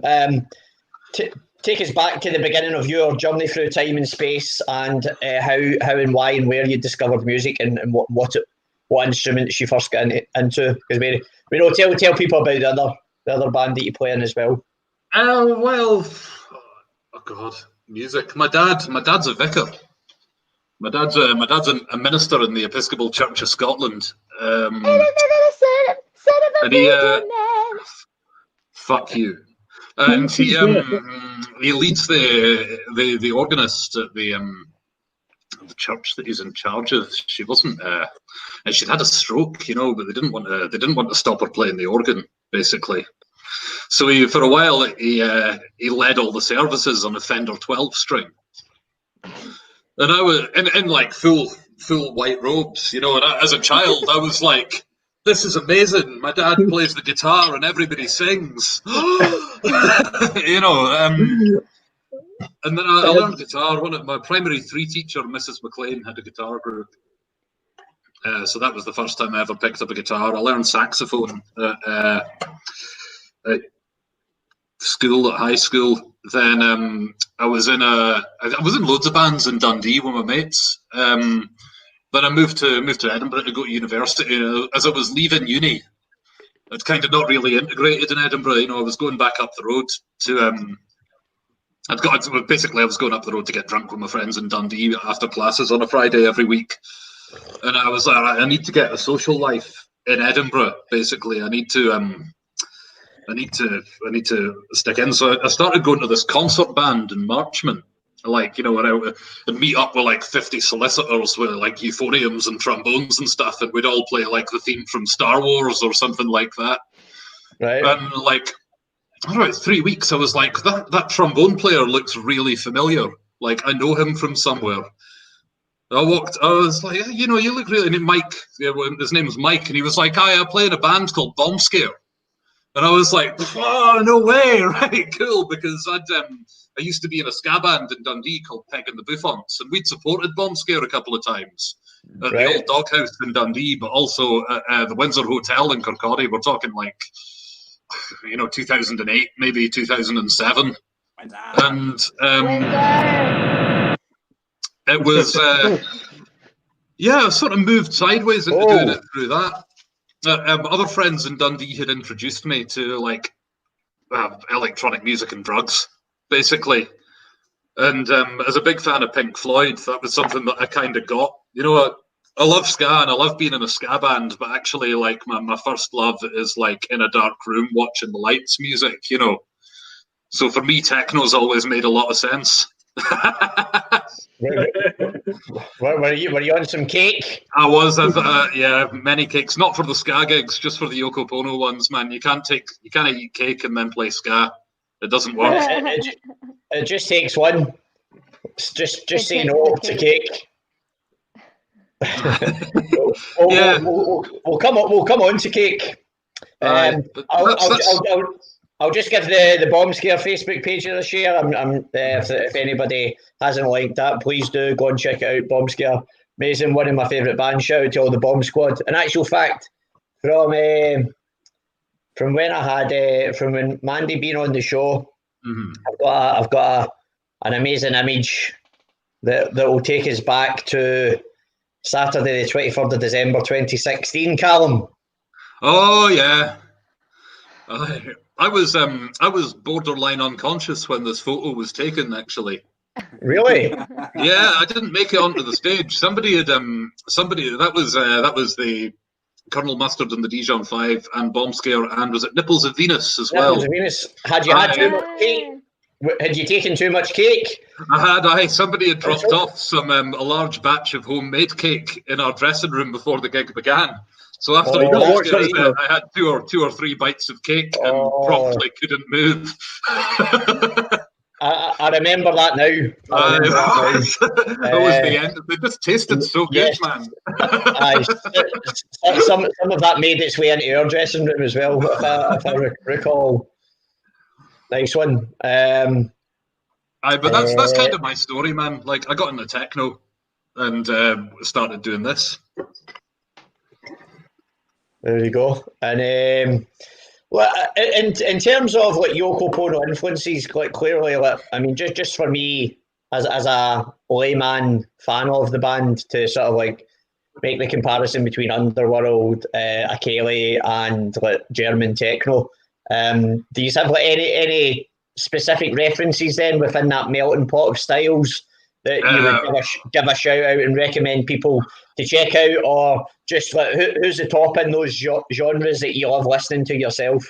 For me, it's guys like Fortet, Boards of Canada, Aphex Twin, Early Square Pusher. Oh God, The Prodigy. I've seen The Prodigy more times than I've seen any other band. R.I.P. Keith. Yeah, totally. I was so disappointed to find out he was human. I assumed he was some sort of magical demon, but no, he's gone Kraftwerk as well. R.I.P. Florian. All those guys, man. A lot of sort of like the guys that I used to go and see DJing at the old reading rooms in Dundee as well. Like I don't know, I couldn't tell you the names of the DJs, but club nights like Pangea, the drum and bass night, and Optimo and Ado, who used to do Control Alt Defeat, possibly still does. Like all of those guys, it was just like electronic music. It was what I went out and listened to. Nice. I think, like, in terms of like people that have had sort of more of a direct influence on the band, Patrick Walker, who works at the studio. Oh, hold on, I've just unplugged his mixed techno as a Forward Strategy Group. They're like a really like sort of nasty industrial techno group. They don't play so much these days, but they're excellent.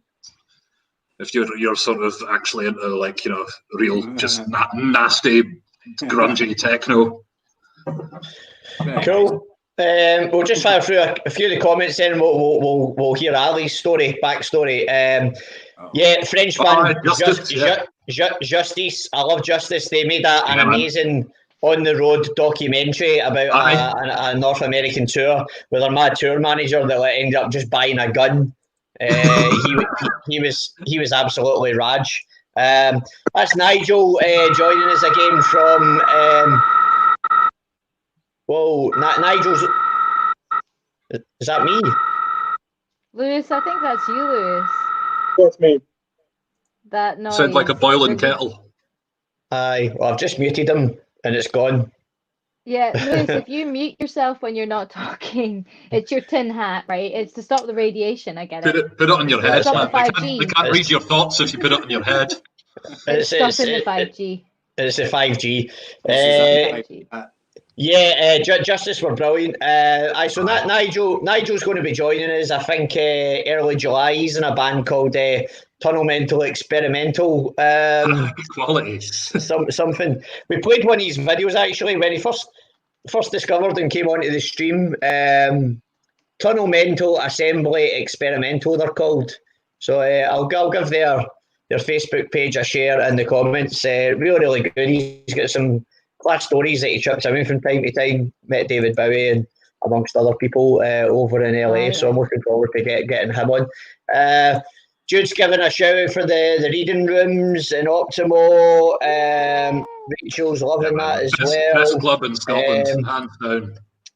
John Latimer, Dogma. A wee bit before my time, John.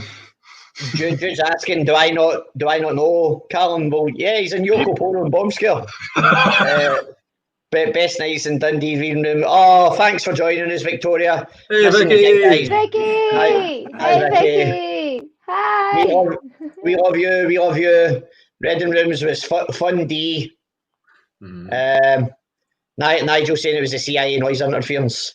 Cool. Or the NSA, So, or the FBI. okay, so on to yourself then, Ali. Take us back in the space-time continuum to when the frequency of sound first became a part of your life. I mean, yeah, if you can strap yourselves in to not that far ago. So I don't know. I started doing music before I can kind of remember. My parents sent me to like toddler music groups. So they tell me that even when my sister was doing dancing and stuff like that, I'd be sitting there clapping along. So apparently I've always wanted to make some kind of noise and irritate people that way. Make a beat. Yeah. So I started piano lessons when I was 4, copying my sister, of course. And then, I started down the classical route as well. So I started with piano, and then I did clarinet, would you believe? And then I did drums, but before all that, I kind of got into playing in orchestras, playing in concert bands, and I've done all that kind of stuff from all the way from that to like brass banding, which is a kind of crazy, horrible, competitive place that, yeah, it's quite interesting. But I'd done the same thing as Lisa, where I went through school. I didn't go to music school, but I did a lot of music at school, and then went on to study at uni. So I went to Napier. But I started doing the classical degree there instead, doing percussion. So playing marimba, vibraphone, timpani, snare drum, classical things and stuff like that. And I only did 2 years before I sort of decided it wasn't really working out. It wasn't for me. And eventually came back and did the pop course at Napier playing drums. So I kind of just eventually went, drums is what I want to do, so I'll do that. And started, one of the big things that got me going, and actually it's, me and Lisa met through this, and I'll give a big shout out to Tinderbox Orchestra. Tinderbox. I meant to say this earlier. Charity. Yeah. So we. I'll give that a share in the Facebook as well for people to check out. Please do. Yeah. I came through to Edinburgh, and they were the first kind of outfits that I got to play with because they were so kind of open to anyone and everyone. And through that, I kind of met loads of different people doing loads of different, like, mad kind of, to me at the time anyway, I'd never done anything with electronic music. So within about a year, I was kind of hooked and doing loads of stuff with a computer. Basically, it all suddenly happened on a computer. So I went from doing classical music all the time to doing pop music, all the sort of popular music all the time, and haven't really looked back to it since much, to be honest. So here we are now. I'm in Yoko, Pwno and a bunch of other bands. So yeah. Yeah. So you also from time to time drum with Bombscare as well. Is that right? Yeah. Yeah. So we've just I'm now the Bombscare drummer, and we got as far as doing some recording this year, but that's obviously been put on hold due to its current circumstances. But hopefully that'll happen again at some point, and same with festivals. Hopefully, a whole load of them. I mean, we've actually pretty much finished or almost finished the mastering of what has been our long-awaited second album, which for many years we've jokingly called the Difficult Number 2. Is that no a Viz annual? Probably is. It probably is. I just wanted to call it the Yellow Album and just make it a plain yellow cover. Aye. Why not? I think I'm outvoted in that one though. I don't know if we've actually given it. I think we might. I don't know whether there's a serious element to it now for so long, because we've jokingly called it the difficult number 2, that we're probably just going to release it and call it that. But we release plans for that, and obviously gigs and festivals lined up for this summer. We had the next single, Dance Like Nobody's Watching. That was going to be our festival anthem as well, and here we are. So missing music as much as we are, I think we should maybe play another video then and have a wee jig about our living room, get the energy levels back up. So let's play another Yoko Pwno video, and then on the other side of this then we'll have a chat about with Lisa about Atomize, and then Mother Almighty, and we'll get some new music to introduce people. Also, before we go, we'll decide the winner of the quiz. So we had 3 people correctly comment with the answer, and I've randomised the number of them. So Callum, in the private chat, if you want to just pick a number between 1 and 3, and then I'll say who the winner of that is on the other side of this video. So just from the list that you gave me, there we go. Jude's needing a kitchen dance anyway. Yes, here we go. Get the cake out. Get the cake out. Get right into Shatner's bassoon, man. Some Ponce on the Heath. Some Joss Ackland's spunky backpack, and some Hattie Jacques pretentious cheese wog. But whatever you do, just take one. Just take one cake. Okay, what's the video? What am I playing? Do you want to play the new one? Yes. Okay, that new one. So the guys haven't actually seen this yet. Okay, so talk them through it. So we shot this video. We shot this video back at the beginning of January, and it landed in our inbox today. So this is off our remix album, Elastic Pwno Band. Nice. It's running with the Yoko Ono theme there, and this is a remix of. It started life as a remix of a guy called Scott Gardner, who was singing a song about being unemployed in Dundee, and what with the lockdown and so on, it's actually become just unbelievably ironic, because the song's called Get to Work, and of course no one can work. We're all stuck without any fucking work. We are indeed. So, well, this one's for all the people who aren't working. Okay, and also thank you to all of our NHS and our key workers. I display a couple of messages of support for our glorious, magnificent NHS and our key workers. So I've got a nice wee rainbow graphic for our NHS.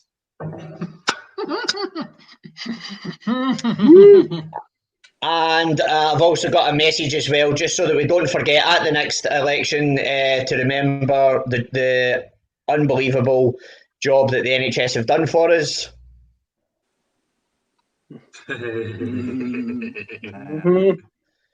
Because that's what really grinds my gears. But anyway, enough of that. Let's have some music, and let's have the brand new video, which some of Yoko Pwno haven't even seen. You're getting an exclusive here. This is Yoko Pwno with Get to Work. Oh, God.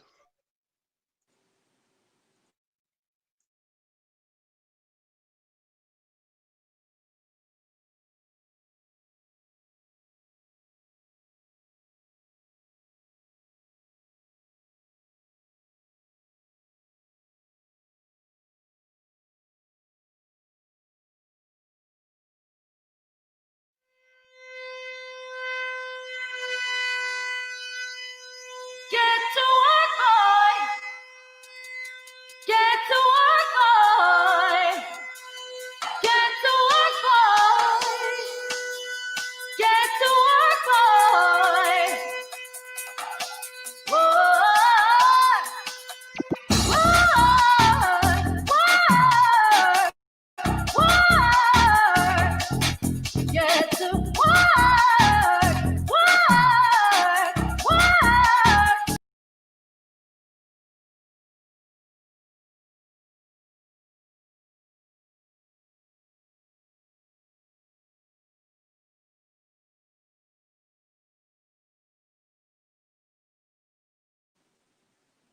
Oh, what happened there?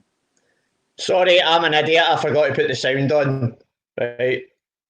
Take 2. Ollie. I could hear it. It's a slow start.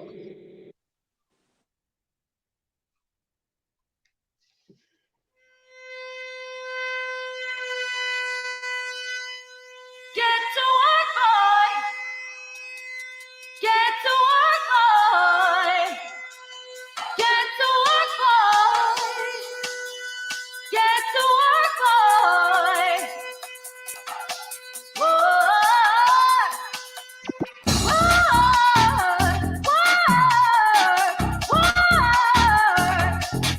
Get to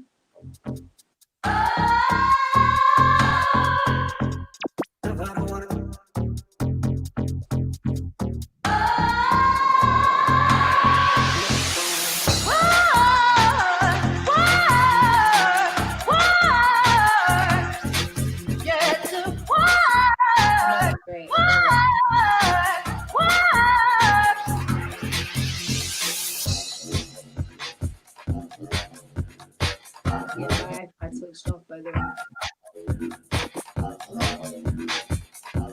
It was on 10% and it was like choking.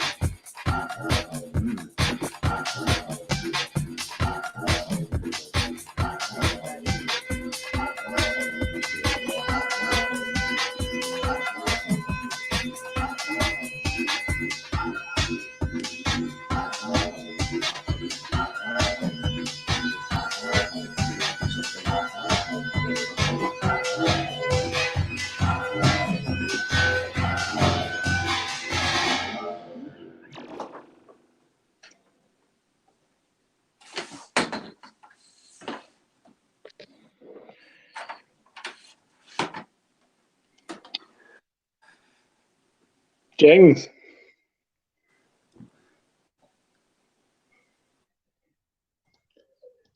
And we're back. We're back. Nice one. Ali and Lisa, I could hear you talk right through that. I'm going to give that YouTube link. Oh, is that on YouTube now? It's unlisted, so the people in this thread will be able to see it, but like no one else can. Do you want me to share it, or will I'll leave that out just now? I've not shared it yet. Maybe leave it out for now. It's going up in a couple of weeks anyway. Okay, cool. Lewis, you're humming again. Aye. How about now? You've got your 5G feedback coming in again. You need to put your tinfoil hat on. Hold on. So we'll just go to some comments there. Barry's saying Josh Ackland is a legend. Yeah, and their spunky backpack. Tidy. Premier. Yep. JKKK. Yes, come on, let's have it. We've had it. I did put the kettle on after I was having a dance there. Vicky's trippy, love it. Fucking epic video, guys. John Latimer, hats off. Cheers, John. Bob, Prodigy vibes. Right. Looks like you had such fun. Yeah. Lewis, what are you drinking? What is it? Whiskey. Yeah, whiskey. Nice. Okay, so we did say on the other side of that video, we would we put the names of, what was it, the question again? Just let's bring the question back up. So we put the names of who commented with the right answer through a random number generator, also known as Callum.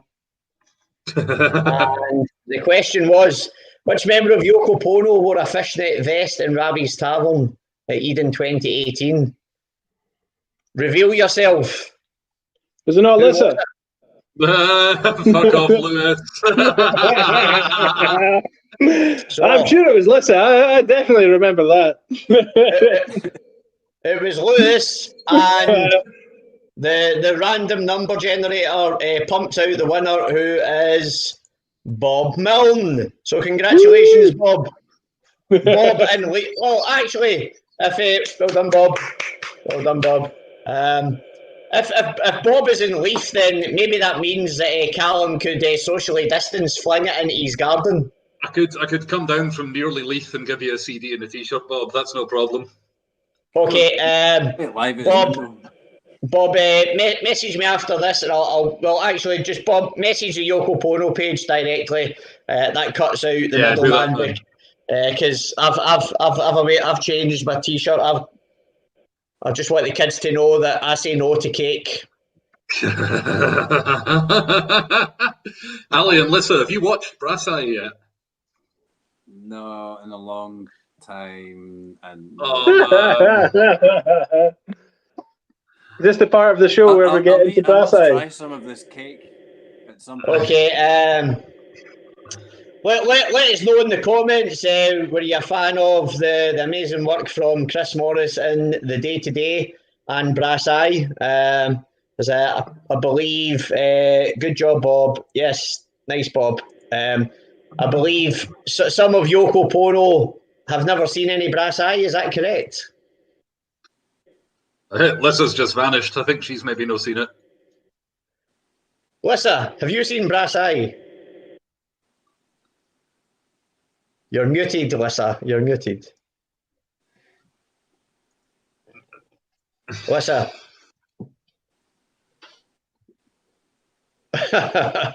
Nope. Have you plugged an audio interface in, Lissa? I can't hear you. No, we can't hear you, Lissa. Come down here. And Lissa, go into the other room where Ali is. yeah, just come here. Just Never go. mind technical things. Just walk. Do what you need to do, Lissa. Okay, well, I was thinking that if I could find a video clip of Brass Eye. So what we're going to do, just at this stage of the night, seeing as it's it's approaching the midnight hour, and we're not at festivals, and it's usually around about this midnight hour where people would be Going to see us. going to see Yoko Pwno and maybe getting involved in some cake. So as opposed to having to go through that process, well, we're going to share some Brass Eye footage of that infamous cake episode. So remember, say no to cake. So We'll play a few minutes of this and we'll see you on the other side. Enjoy some brass eye. This is Cake.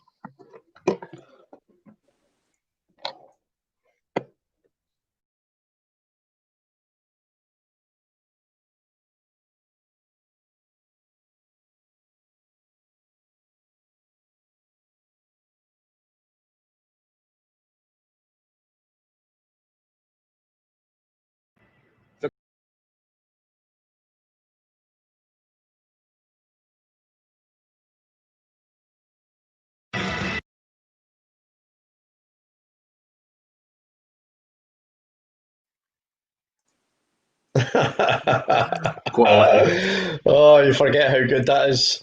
Yeah, So, man. You know what? I've just looked up David Amos, and he's still an MP. So there we go, Really? children. Aye. There we go. There we go, kids. Just say no to cake. Aye, he's still an MP, man. Let us know in the comments. Where is he MP for? Southend West. Where? Southend. All right. I know that's mad. They actually put a motion forward to get it debated in Parliament. Aye, It's it's fucking amazing. It's like the whole piece as well. Like several times they say it's a made up drug, and they still just buy it. He's like fucking on about the kid coughing up his own pelvis and stuff, man. Fucking amazing. I know. It distorts your perception of time. So the lad in the lad in the Czech Republic fought a month to cross the road and then get hit by a tram.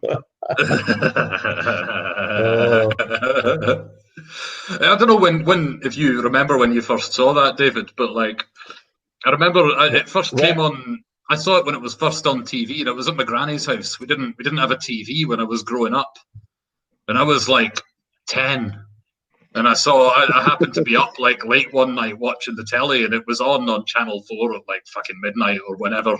It was the science episode, and I was like, either this is like some form of comedy that I don't understand because I'm a kid, or this is like the best science program ever.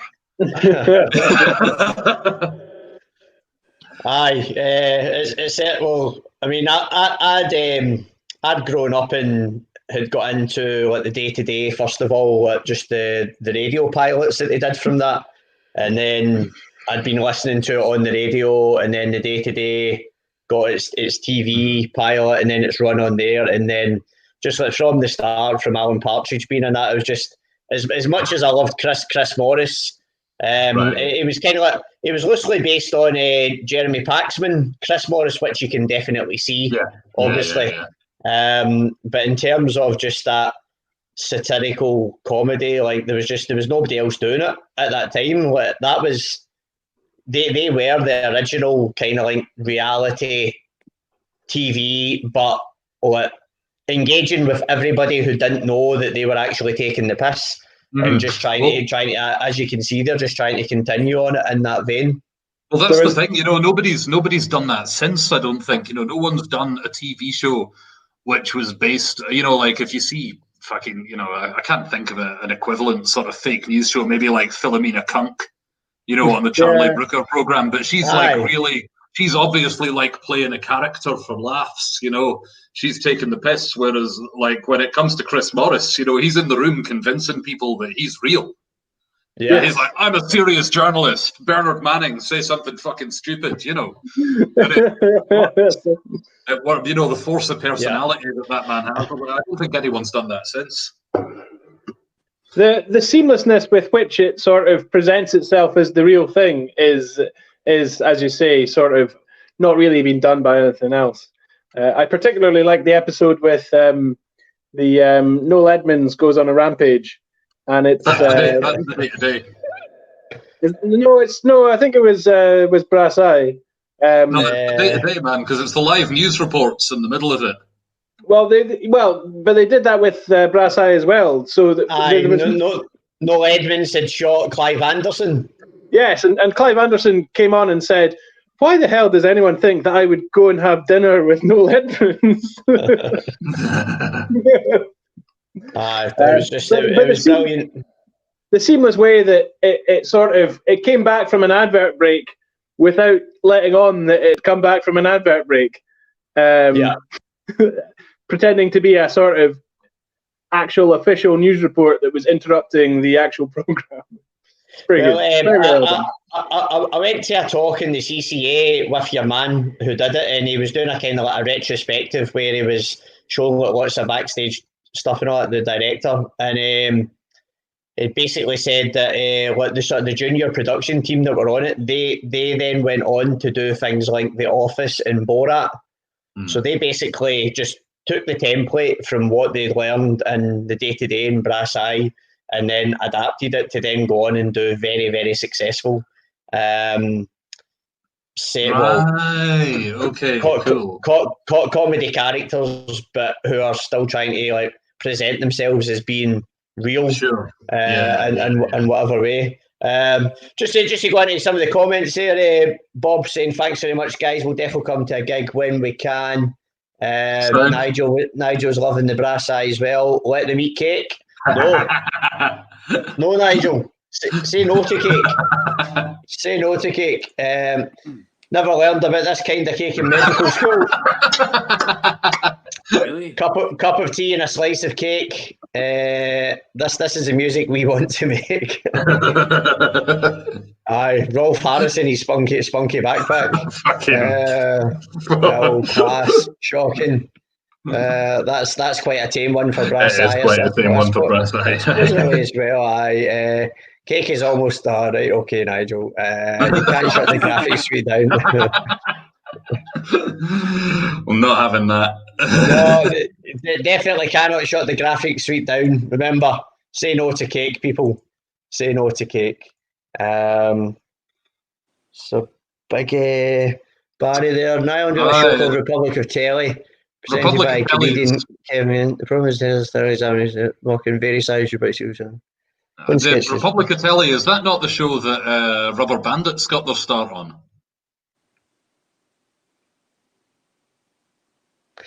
Right. I think Rubber Bandits got like their initial TV showing on that. Right. Okay.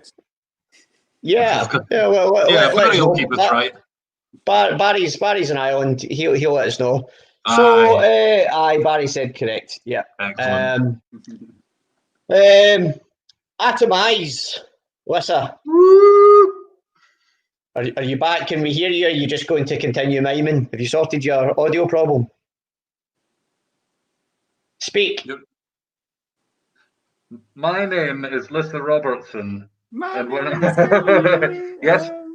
It's not working. Okay, well, we can't hear you, Lissa. So the toilet. I've got to go now. Yeah, just come here and talk here. She's going to teleport to my location, socially distanced, of course. Teleport to yours. Okay. In the meantime, talk us through Mother Almighty then, Ali. Yeah, as I said earlier, we've only been going for a few months. We started rehearsing just at the end of last year and just sort of got together with a view to playing covers and a few originals just to get some gigs and stuff. And we didn't have a huge kind of aim in particular. It was just fairly kind of relaxed to start with. And there's 7 of us, so I play drums. There's a guy called Cameron on bass. There's a guy called Lewis on keys. There's Tolek on guitar. And then we've got Kirsty Yana on backing vocals, and the lady who sings, she's the lead singer, and it's just sort of a kind of bit of a 90s hip-hop throwback sort of thing where we're trying to basically we're trying to just do the sort of I don't know if you know Tiny Desk concerts where they're sort of really chill, really quiet. Live band. Okay. There's quite a lot of people, but it'd be really chill, really quiet, and just playing sort of both covers and original music that we think is just nice and chill. So what's really exciting about it for me is that I've known about Naledi for quite for quite a few years. When I was speaking earlier to you about, I said I went on to a tour to Ireland with the Jamiroquai tribute band, and I met my ex-boyfriend at that point, David Morrison, who was a drummer then, and he ended up getting into a band with Naledi. I think it was just through Gumtree or something. They found each other on Gumtree, and they met up, and they had a jam together, and they made a band, and it sounded really good. So I remember Naledi's music from maybe like 9 years ago or something. That's when I met David. And funnily enough, David Morrison, the drummer, my ex-boyfriend, he went to Abu Dhabi and Bahrain and Dubai to do like hotel corporate gigs and touring and things like that. So, but Ali ended up in a band with Naledi. So like 10 years later, it's really exciting to like see Naledi's like music coming out now, because like I've liked her music for such a long time, and suddenly it's kind of appearing, and I'm just really excited to hear her like finally kind of coming out of the woodwork. It's great. So is that the lead singer you're talking about? Naledi, yeah. Naledi, Naledi. Naledi. Okay. This video, it was premiered on the 14th of May, so it's not been up on YouTube for that long. It's called Too Much Live. So anything you want to say about this video before we have a wee premiere on the 23 podcast show for Mother Almighty? So yeah, we decided to do it in the Mash House in Edinburgh. They let us use the space that they've got, and they were really helpful. And Naledi's brother Javan helped us out in there, and Callum did the sound for it as well, did a great job. And so we brought all the stuff, and like it says live because we decided to do a full-on live video, and this was right kind of before the COVID lockdown, so it was maybe a couple of weeks sort of thing before that all changed. So we kind of just got that in just in time, and yeah, it was a good wee day. We had sort of planned to do more, but didn't get through it. But we've got a really good video out of it, and also the guy who filmed it, Yaroslav, he also did a great job as well. So I think his name's in the comments as well. I think it was really cool for sort of first time thing, and we've not done any gigs yet, unfortunately, but hopefully we'll get some in the future. On the other side, nice one. Well, I've neither seen nor heard this song yet either. So this is Mother Almighty with Too Much. We'll see you on the other side of this video.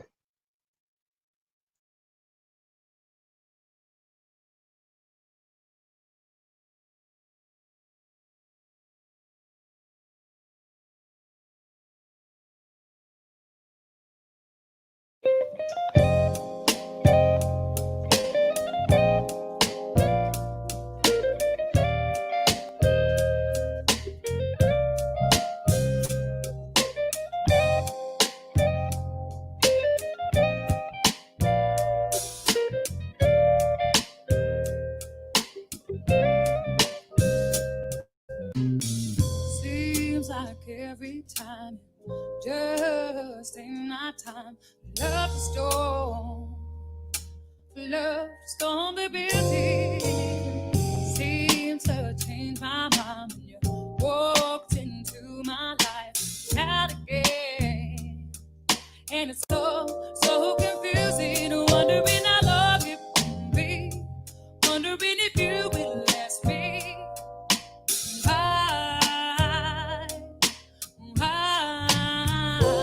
Wondering how long it will be.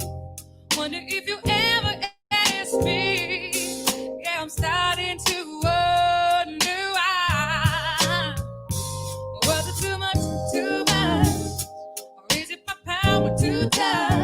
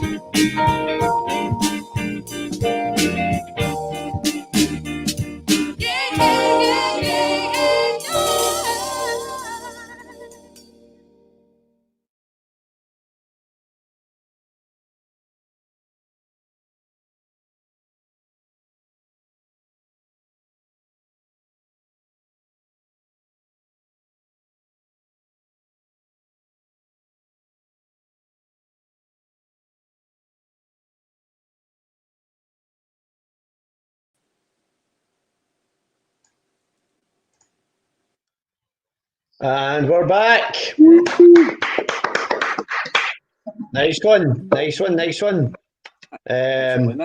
Lisa might be back as well, possibly. I'll just give that video a share there. Please go on, subscribe to the Mother Almighty YouTube channel.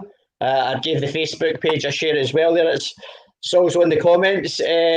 Some feedback there coming in. Barry saying that's nice.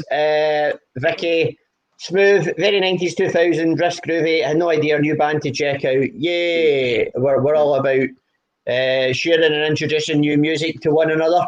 Nigel, nice one, smooth. Yoko Pwno, man, I love this tune, Callum, not Ali. No, it was me. Chilled soul vibes.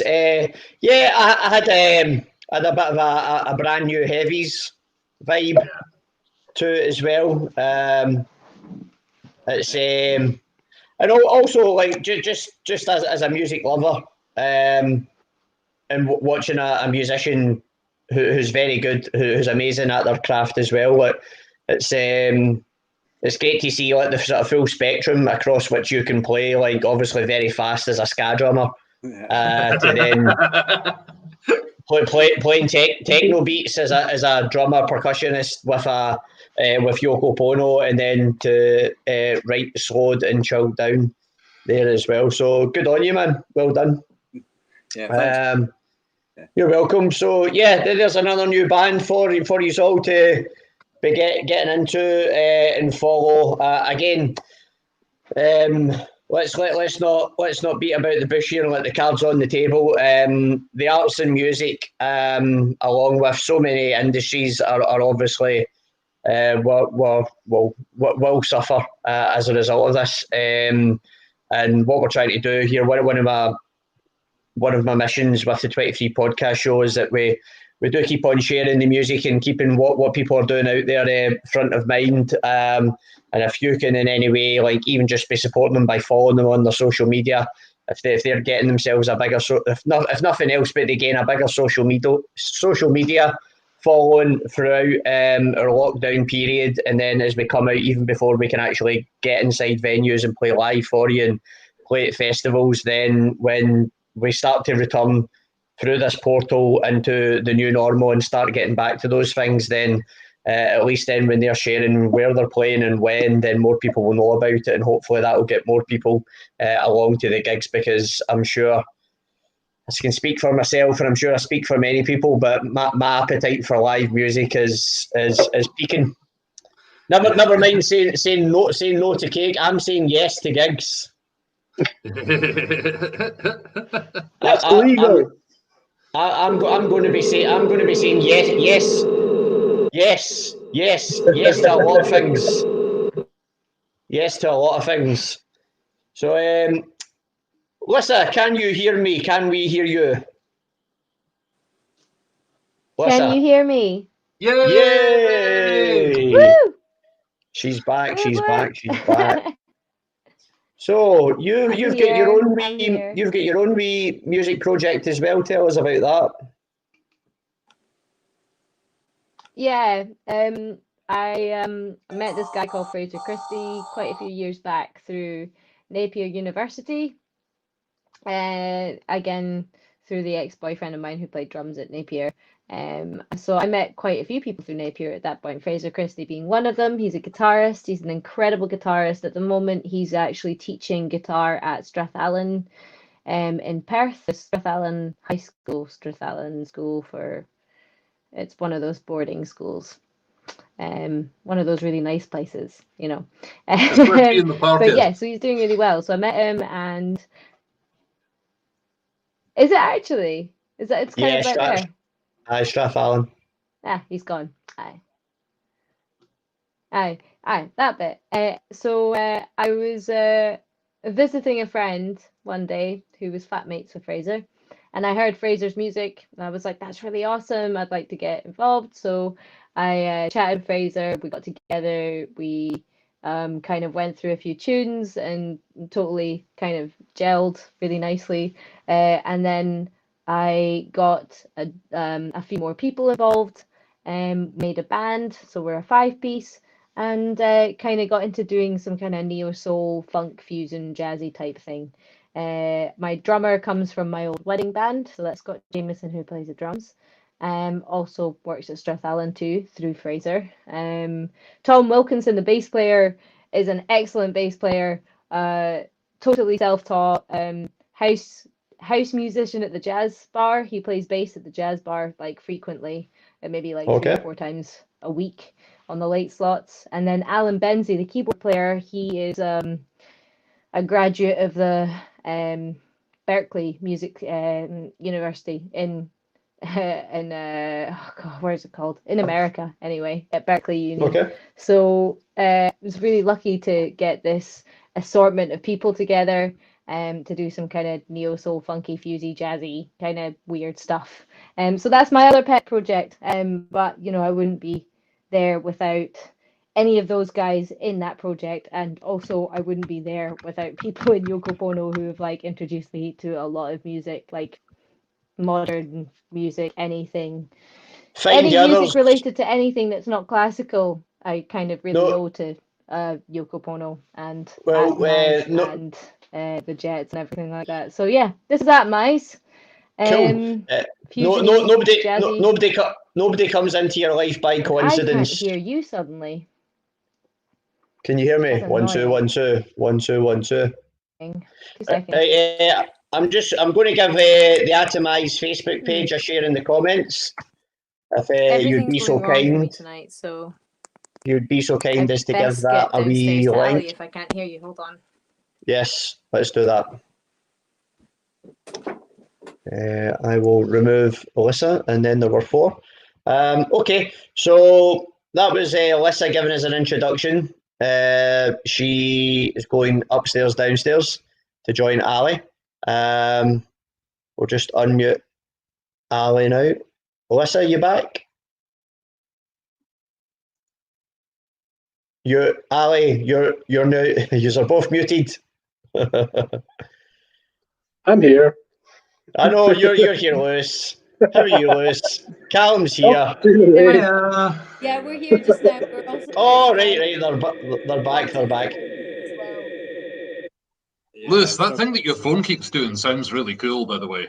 Yeah, it's like. Can we sample that? Oh, he's gone now. It's somebody sent me a screenshot, by the way. The robots partially shut down some brass eye, so some people might have lost some of the cake message at home. Really? Yeah, I know. It's an important message as well. Lewis, you're so funny, in a good way. In a good way.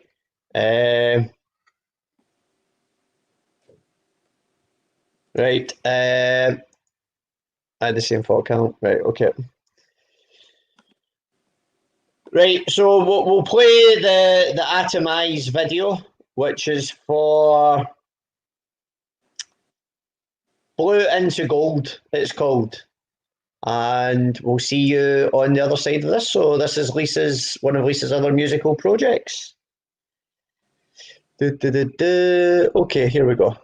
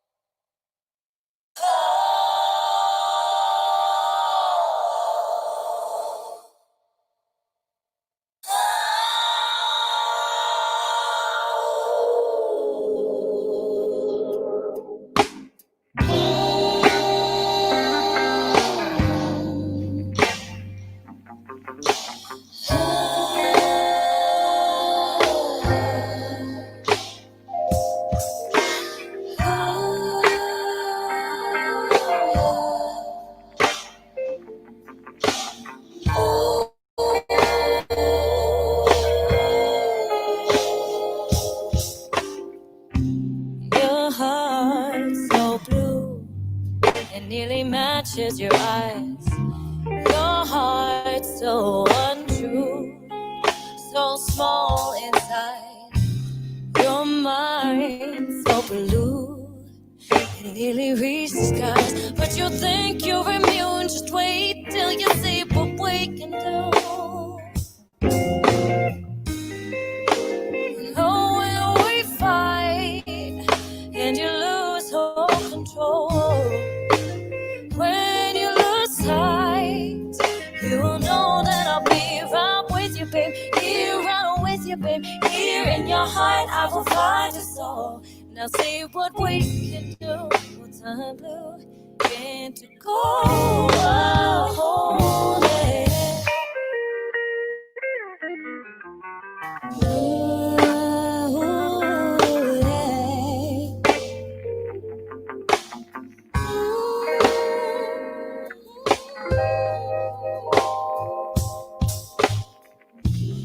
We danced in the night between the sun and the moon. So go the line between midnight and noon. We could fly a kite or ride a balloon from July to June. Just you wait till you see what we can do. Yeah. When we fight and you lose all control, when you lose sight, you will know that I'll be right with you, babe. Here, right with you, babe. Here in your heart, I will find your soul. Now see what we can do. With the blue in gold. Oh, yeah. Watch what we can. Watch what we can do together. Watch what we can. Watch what we can do together.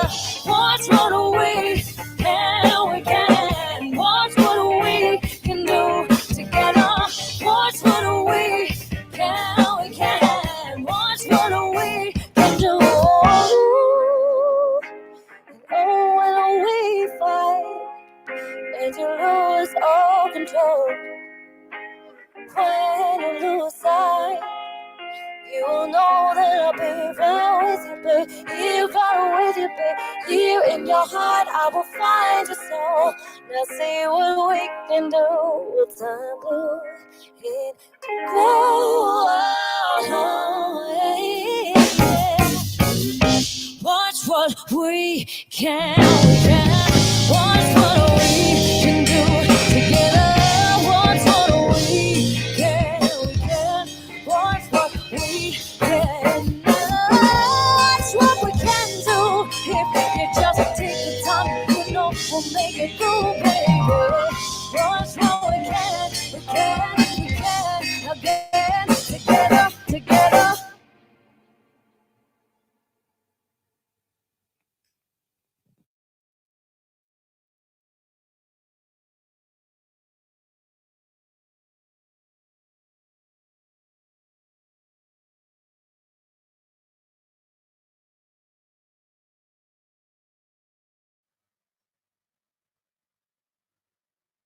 They've gone.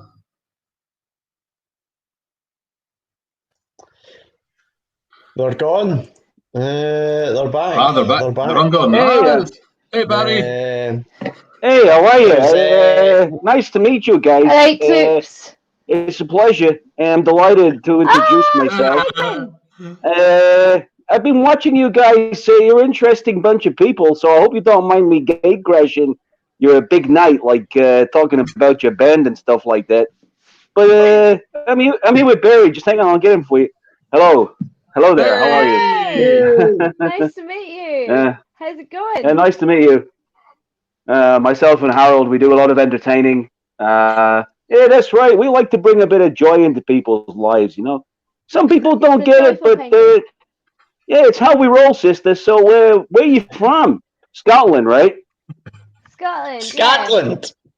Yeah, you're made from girders, right? Girders. You drink like iron brew for breakfast. Yeah, man. Or buckfast for breakfast. Onward board, please, mate. He says things that I probably wouldn't usually say myself. Well, I do always like to say expect the unexpected in the 23 universe. So that's It's a pleasure, buddy. I've been Harold, watching you for a while, and I do like your headphones. The whole cake thing, I kind of get that. I haven't tried it myself. I'm probably going to avoid it. Well, listen, my message, Harold, is say no to cake anyway. We're still Stick getting to the penguin. feedback there. Say no Stick to to cake, penguin. say yes to fish. Say yes to penguin bars. Penguin bars. Yes. Listen, I know this is on a completely different subject, but we watched Downton Abbey episode 1 last week. I was completely and utterly anesthetized. I mean, I've never seen anything as boring in my entire life. What the hell is that show all about? I've not seen it. Never I've not seen it either. I do Yeah. know it. I know it. Yeah. I know it quite It's well. I know how. Hugh Bonneville is in it. You know Hugh Bonneville? Yeah. No. A little No, bit. man. A little bit. Lissa doesn't want to let on. She's actually from Downton Abbey.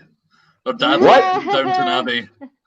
Not quite. Yeah. Not quite. Okay, go on. Yeah.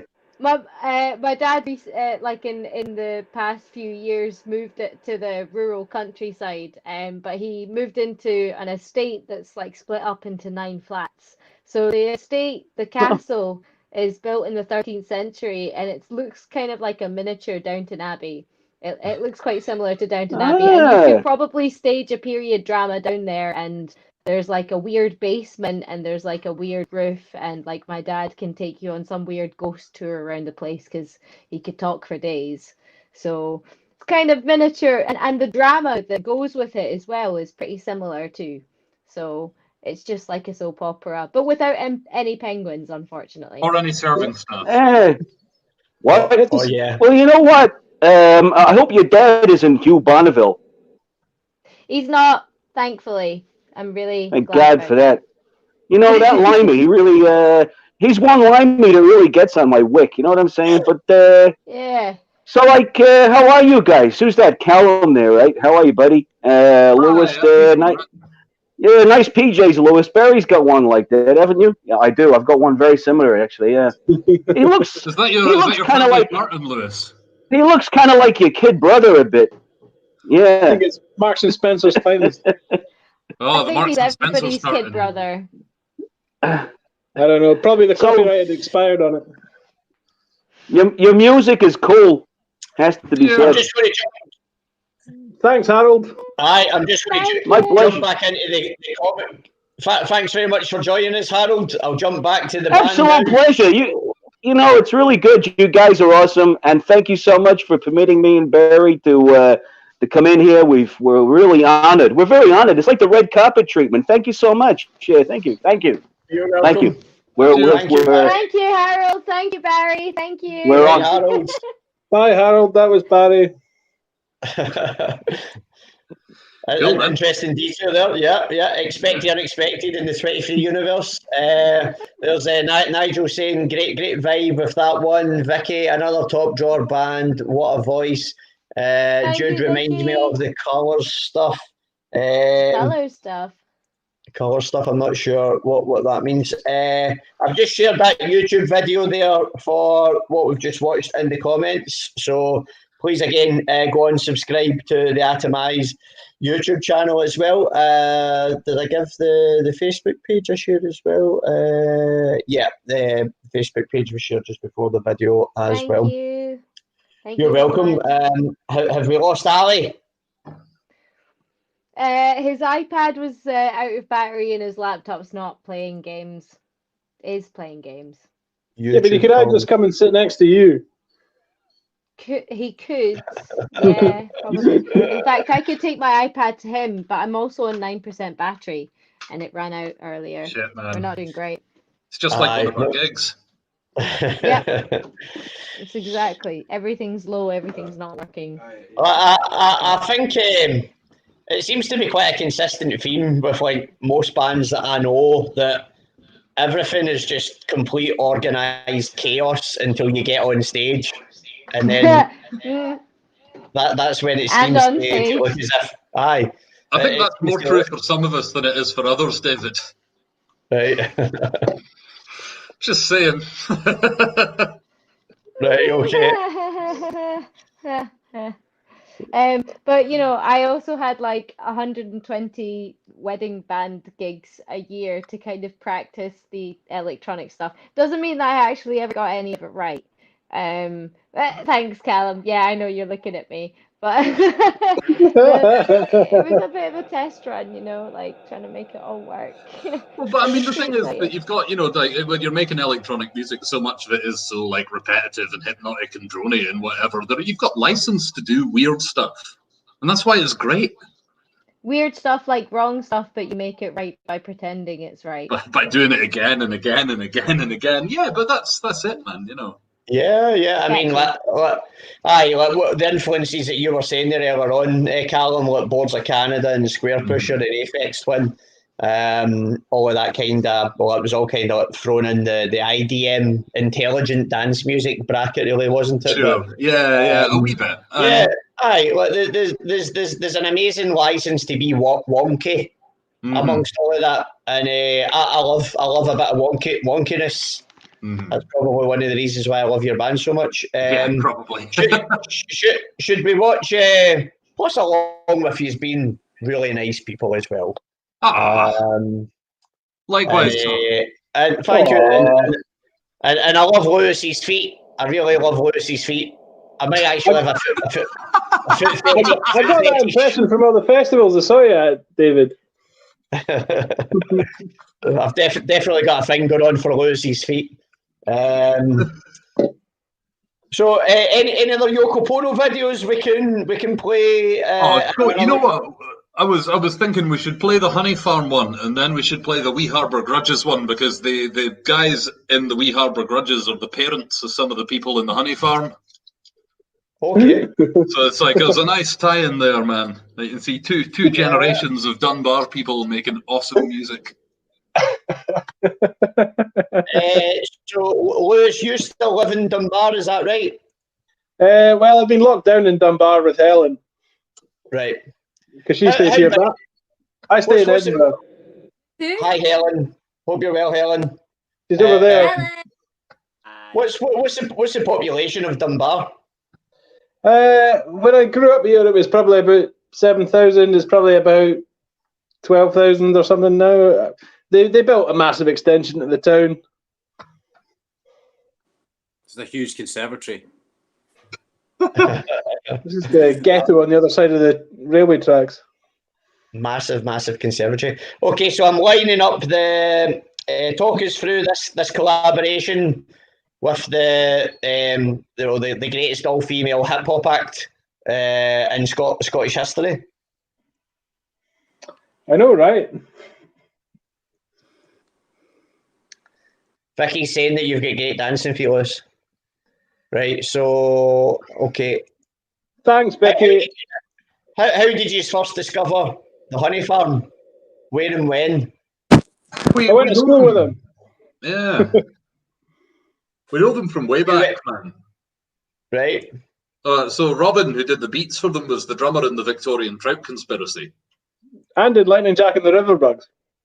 Aye. Oh, okay. And so Gracie's his sister, and then Gail and Beth are just, it's like this sort of big incestuous circle of lovely people from Dunbar. Nice. Brilliant. Oh, you're back. Okay, so we will play Yoko Pwno multiplied by the Honey Farm equals Itty Bitty Live. The kind of video you don't want to show your parents. Enjoy.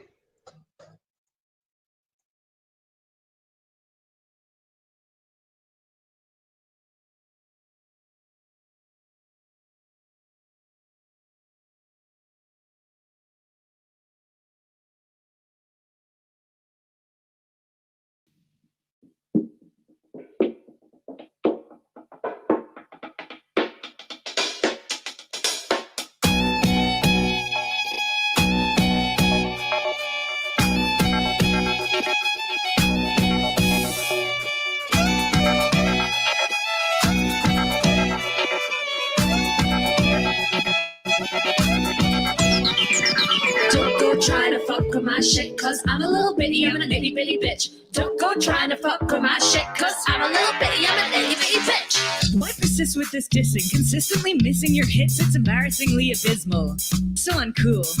So Pitt's taking little shits back to school. Like 1 + 1 does not equal 3 hours of rubbing up against female people. That's intermediate creep level, not a qualification we're taking. Got street credibility, but silly me for thinking you'd achieve maturity enough to treat my bodily autonomy respectfully. So it seems to me I'll have to teach you not to be a creature not to leave me screeching jeepers. What a fucking creeper, cause you're leeching, overreaching, by which I'm squeezing behinds, never minding that you're grinding for decline. Do you want a girl that just resigned but has no predilection for your friction? Just because you're in the same row, going to the same show, doesn't mean you share the same boat, just a love of audio. So get your mind off getting low and look the fuck up. Like, oh no, it's the honeys and Yoko, Pwno. It's the big show. Scotch flows over Scottish techno. Clearly, here we fucking go. Pwno. Disgrace bitter. Semi-pro spitter. Sweet hot night. Short not stuck. Pimp says, Hasha. Look at that ass.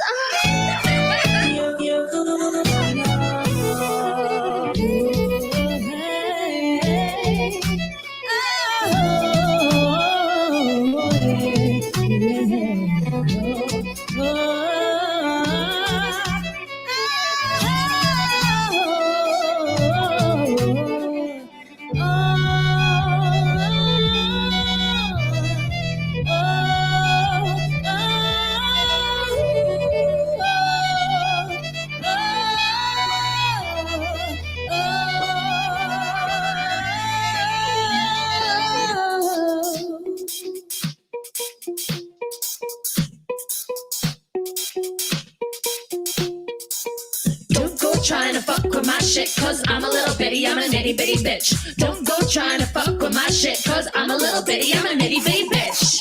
Are you even ready for this set? Honey, far be not gonna fuck with our connection so special, can never be severed or meddled or mocked with. Leave us untouched or you'll be fresh out alone. Honey, let me make this clear. Honey, speaking things so far is top gear. Honey, get your kids with the cheese sweet rear. Honey, rhyme schemes and make keys green. Honey, roll sweet limes and gold green. Have a green mouth, burn them up like spring crabs. And these hands have seen jobs, big fans beat for Queen Slam. 3 queen bees And that's foul, honey. You can put them in at gmail.com. No, I got a fat beat, but the beat needs a song. We raised and we said, you're not wrong, that beat's a beast. With a violin and fiddle, nicely filling in the middle, and the highs and the kicks and the hats and the rise, the melodic break to the repeat of the beat. It's enough to make an ice cold ski and up to the Yoko, Pwno, play some sort of techno. Yoko, Pwno, playing Scottish techno.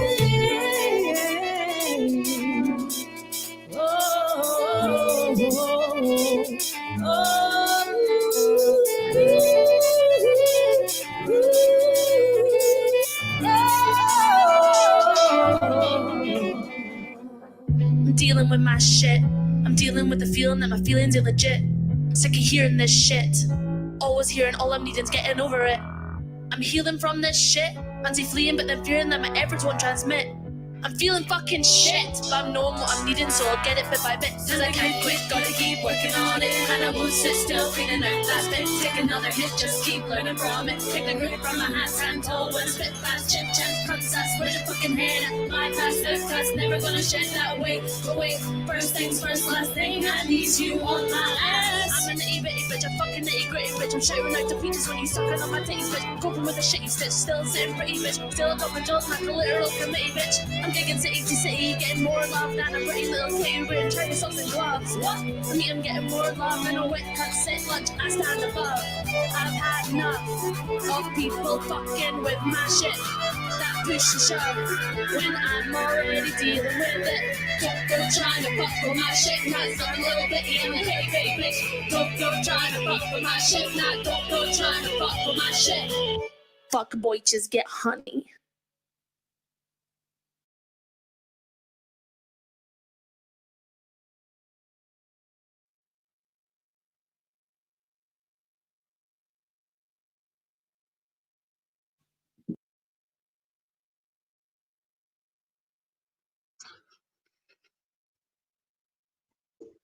Yo, yo, yo, yo. Hello. Hey. Hi, Helen. Hello. How are you? I'm all right. Yeah. Right, nice one. Have you got a tankard as well? I don't, unfortunately. Welcome to. We're just sharing the tankard. Yeah. Let's everybody raise a glass again to absent festivals. Oh. What are you on, Callum? Earl Grey tea. Oh, you Nice mad one. Rock and roll. That's what I like. That's what I like to see. Let's go and see what people are saying in the comments to that. I'll just drop the YouTube link for that video in the comments, so get that saved to your playlist, people. Where are we? Oh, there's a Yoko Pwno. If Hans Blix had found Lewis's feet in Iraq, then the war would have turned out very differently. Fuck you, Hans Blix. Great intro on this tune, correct. The backing track is based on Hyperdub, which was on our second EP. I think it's on our SoundCloud. I'll find your SoundCloud and I'll share that. The link's that's oh, is it right? Okay, class, Nigel. Like this reminds me of My Bad Sister. Who are brilliant. Man, My Bad Sister are shit hot. Class. There we go. There's Yoko Pwno SoundCloud. Please give them a follow on that as well. Jude, seeing you at the rabbit hole. That's right. And the whistleblower tent. Aye. Did I introduce you there as well? Yes, you did. Yeah. I did. I was MCing that stage as well. I'm not stalking you, honest. Just stalk away, man. It's fine. I think every band needs at least one stalker. Anyway, welcome, Barry. Thanks very much for coming on. Just loving this. You need to make me a playlist for the new season starting back. You know, some class music. Well, I'm just lucky to know these amazing musicians through doing what I do. Somebody who can basically only just shake a tambourine and hit an out-of-tune bongo and play a kazoo badly.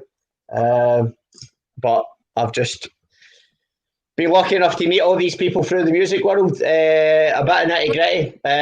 Sorry, just to go back to what Gary was saying there. So Gary's a coach for the Glasgow Rocks, Scotland's professional basketball team at the Emirates Arena.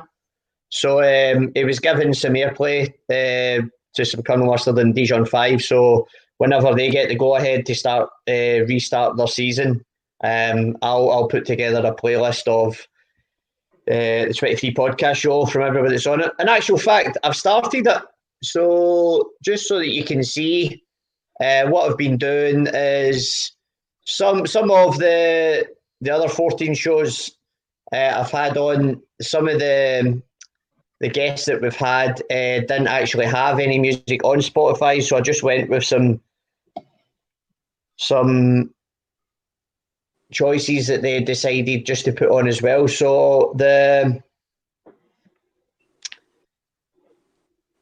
23 podcast show playlist will be evolving after each episode, so I'll get some Yoko Pwno on it after this. Are Atomize and Mother Almighty on Spotify as well? Atomize are on Spotify, but Motherlong are not. Mother Almighty. Mother Almighty, sorry. Are not on. Not Spotify. yet. Okay.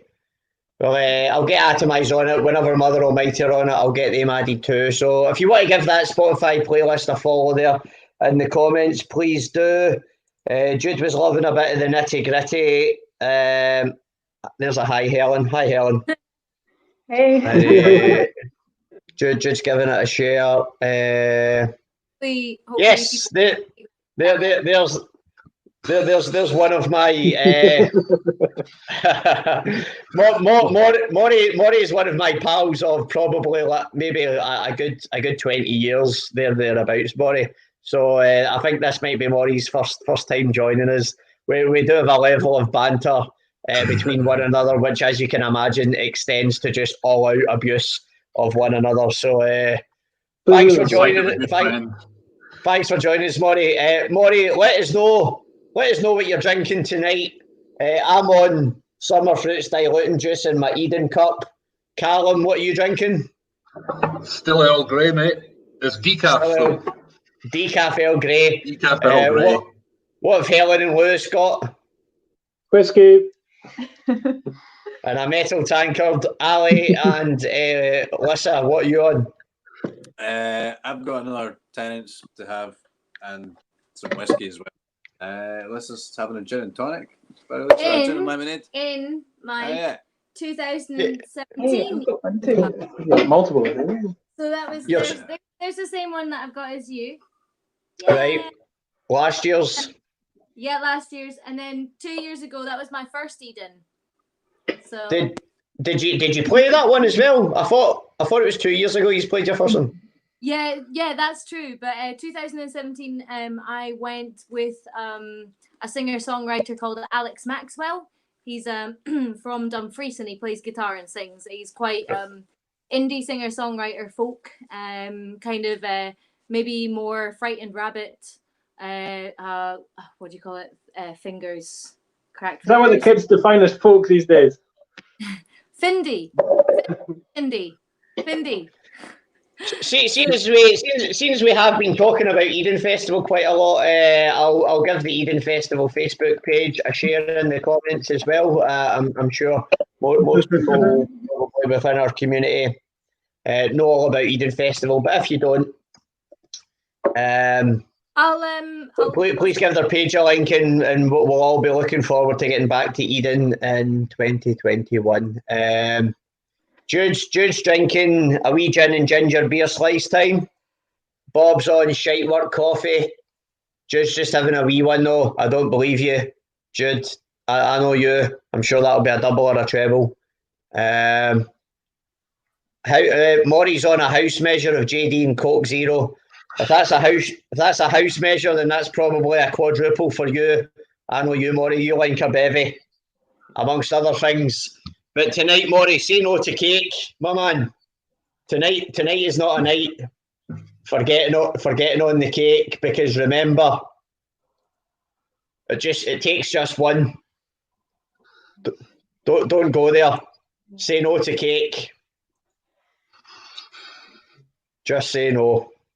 Just say no. So you're getting the Eden love's coming in. Yep, the Eden love. Lime. Who's this? Richie. Oh, hey, Richie. CEO. Hi, Richie. Richie's cool, man. Richie's our pal. We know him from Wales, from Landed Festival. Right. Down at Rioter. Hey. Richie's a nice dude, man. What was the name of that festival you played? Landed. Landed at Llandrindod Wells. That's well pronounced. That's well pronounced. I hope so. Gary's drinking paperwork. Just saying, you cake, you flake. This is true. This is true. Oh, Liz is back. Liz is back again. Guess who's back? How dare you, Maury? How dare you? You come on here, you slag my dancing, and then you try to be libelous against the glorious Czech drug that is cake. Just made of chemicals, man. That's it. Hattie Jack's everything pretentious is chemicals. This is true. Hattie Jack's pretentious cheese wog. Listen. If we end up down Shatner's Bazoon, we'll all be feeling like a bad fortnight.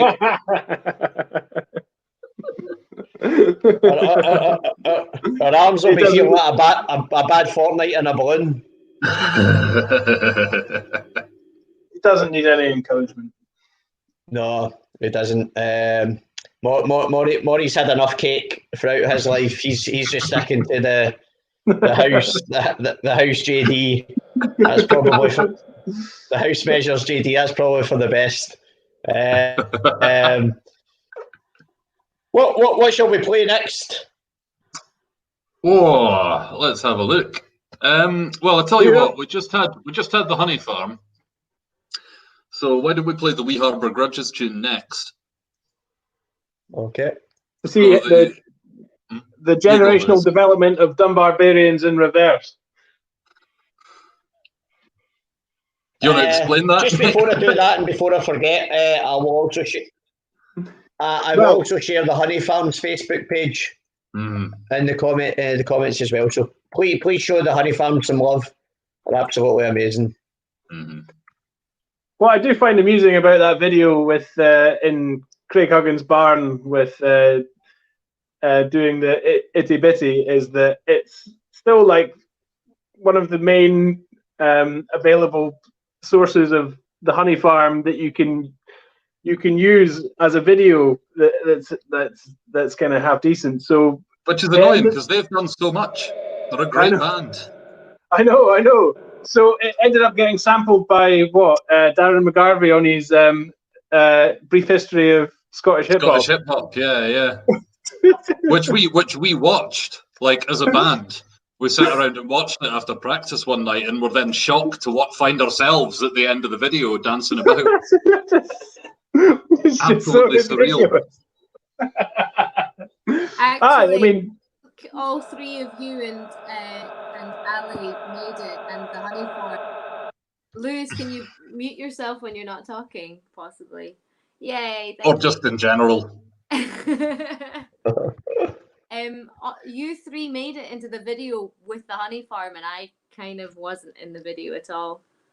Oh, that's okay. We've all had our turn of being I've had my turn. Gracefully deleted from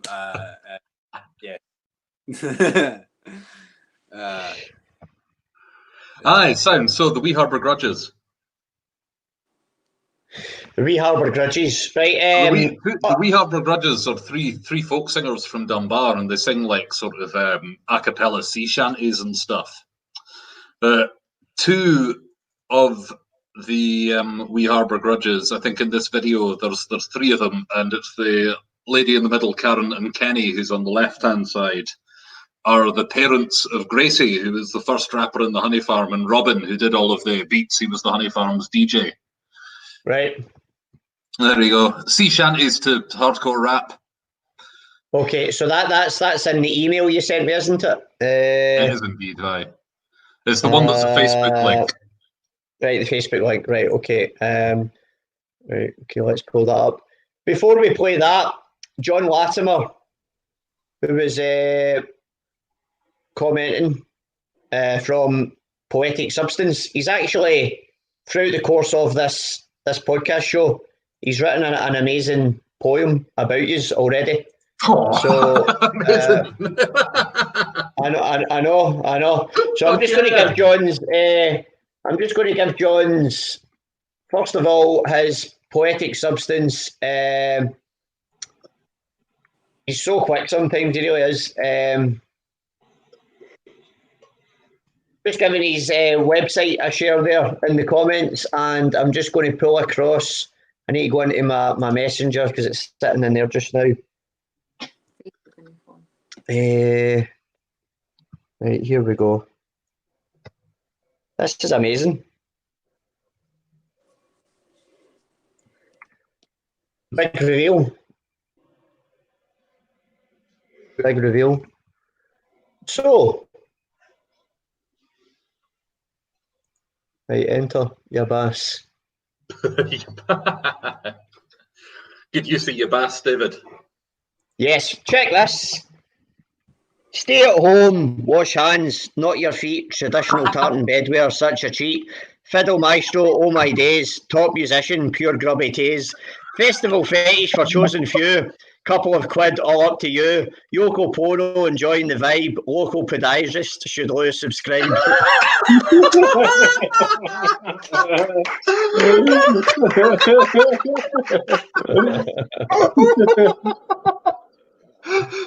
Oh. Top work. Is he moonlighting?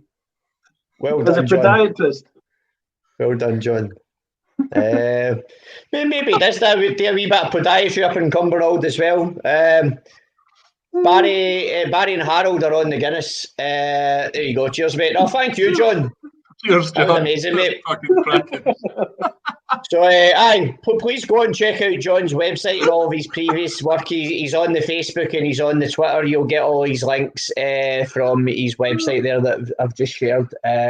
Just give that a wee show there again. It's poeticsubstance.com. His work's absolutely tremendous. Okay, so this is another Yoko Pwno video. Let me just find the page, the tab. Where are we? We haven't done a bomb scare video yet.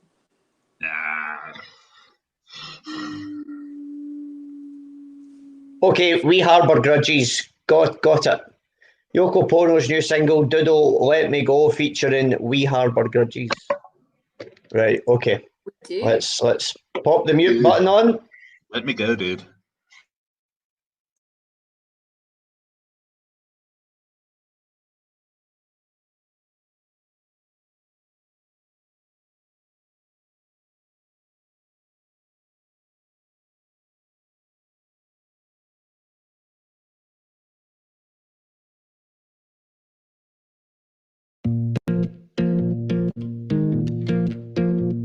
This silver merchant's daughter belonged to Callio. Oh, roll me elegance, doodle, let me go. A courting of that maiden came a sailor long ago. Oh, roll me elegance, doodle, let me go. Doodle, let me go, me gal. Doodle, let me go. Oh, roll me elegance, doodle, let me go. I walked along the quayside and she flashed her eyes at me. Oh, roll me elegance, doodle, let me go. Then I boldly kissed her and I took her on me knee. Oh, roll me elegance, doodle, let me go. Doodle, let me go, me go.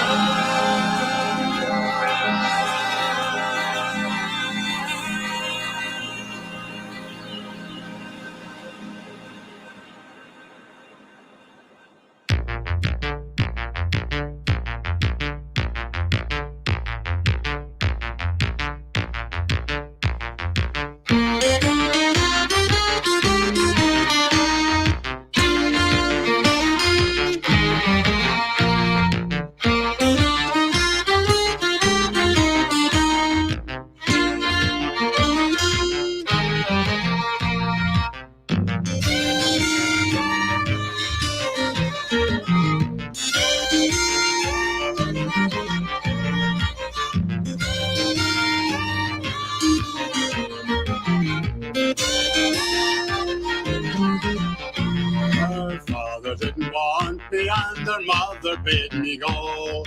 Oh, roll me elegant, doodle, let me go. So I left her broken hearted on the shores of Callio. Oh, roll me elegant, doodle, let me go. Doodle, let me go. Doodle, let me go. Doodle, let me go. Doodle, let me go. Doodle, let me go. Doodle, let me go. Doodle, let me go. Doodle, let me go. Doodle, let me go. Doodle, let me go. Doodle, let me go. Doodle, let me go. Doodle, let me go. Doodle, let me go. Doodle, let me go. Doodle, let me go, me go. Doodle, let me go. Oh, roll me yellow girls, doodle, let me go.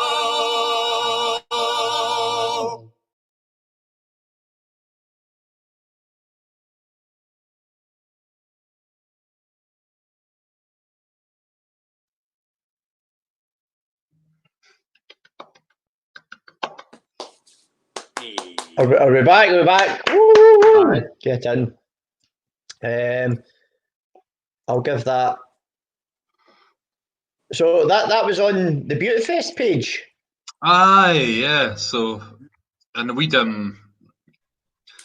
kind of done a lot of video stuff this year because we knew that we weren't going to have an album basically this year. You know, we put out a bunch of remixes in December, and then lockdown happened, and luckily, we had loads of videos, but we didn't have anything to promote with them. So, and Beatfest put a call out looking for trad musicians, and we were like, "Well, that's kind of what we do. Do you want our video?" I think they were using it as a promo for a food bank on Butte, the Butte Oasis Food Bank. So They were doing a fundraiser, a live fundraiser for that earlier on, before this actually. John Rushua managed Wee Connor Fife and Carly Connor and another amazing artist were on it. Liel Fell, I think her name was. What was her name again? Short-term memory issues here. They done well. Seal Leanne, that was her name. She opened it. Sure. Beautiful voice. I'd actually never heard her before. So I think there's only one food bank on the Isle of Bute, but obviously the situation being what it is, sadly it's the demand is higher at the moment. So it's good. Obviously the Beautyfest are doing something online and pulling in some of the musicians that should have been playing Beautyfest this year and who should be playing it next year to help out. It's a good cause. So well played all round. How many Beautyfests have you played? Just the one. I've played it with Bomb Scare as well. Right. We did it last year. Ali, you were on that gig as well. We ended up, it was mental. Like Colonel Mustard were playing as well, obviously. And afterwards, we got put up in a hotel. So we went back to this. We played the gig, watched Colonel Mustard. Went back to the hotel, and oh my god, like it just opened that week, and it was like a 50s rockabilly themed hotel. Right. Like in Rothsay, with like a big row of Cadillacs parked up in the front and stuff. And like the bar was done up like a David Lynch film. Like it was absolutely bizarre. And the bartender had like got this big fucking, slick back Elvis hairdo and like a Canadian tuxedo on, and fucking they had this band in playing like metal covers in the bar. So we had a couple of pints, and then Ali and I were like, right, this is just getting a bit too surreal. We're going to bed. I think we had a gig the next day or something. You did. I stayed to watch the chaos.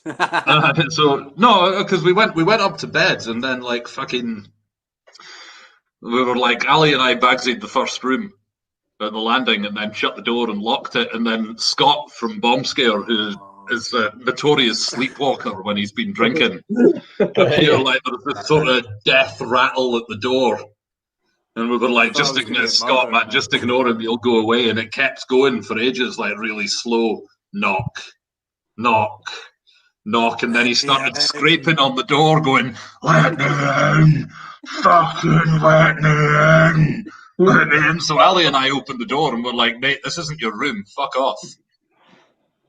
And so he bailed, and then he came back 15 minutes later, and he did exactly the same thing, but this time he wasn't wearing any trousers, and it was really scary.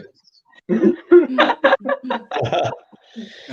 that is my overriding memory of Buttefest. Like, no, a brilliant festival, lovely people, great hotel, but yeah, fucking.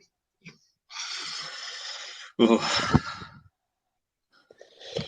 It was a wet one as well, wasn't it? It was absolutely sideways rain, but it was that nice big stage, the big stage awning they have at like Kelburn as well.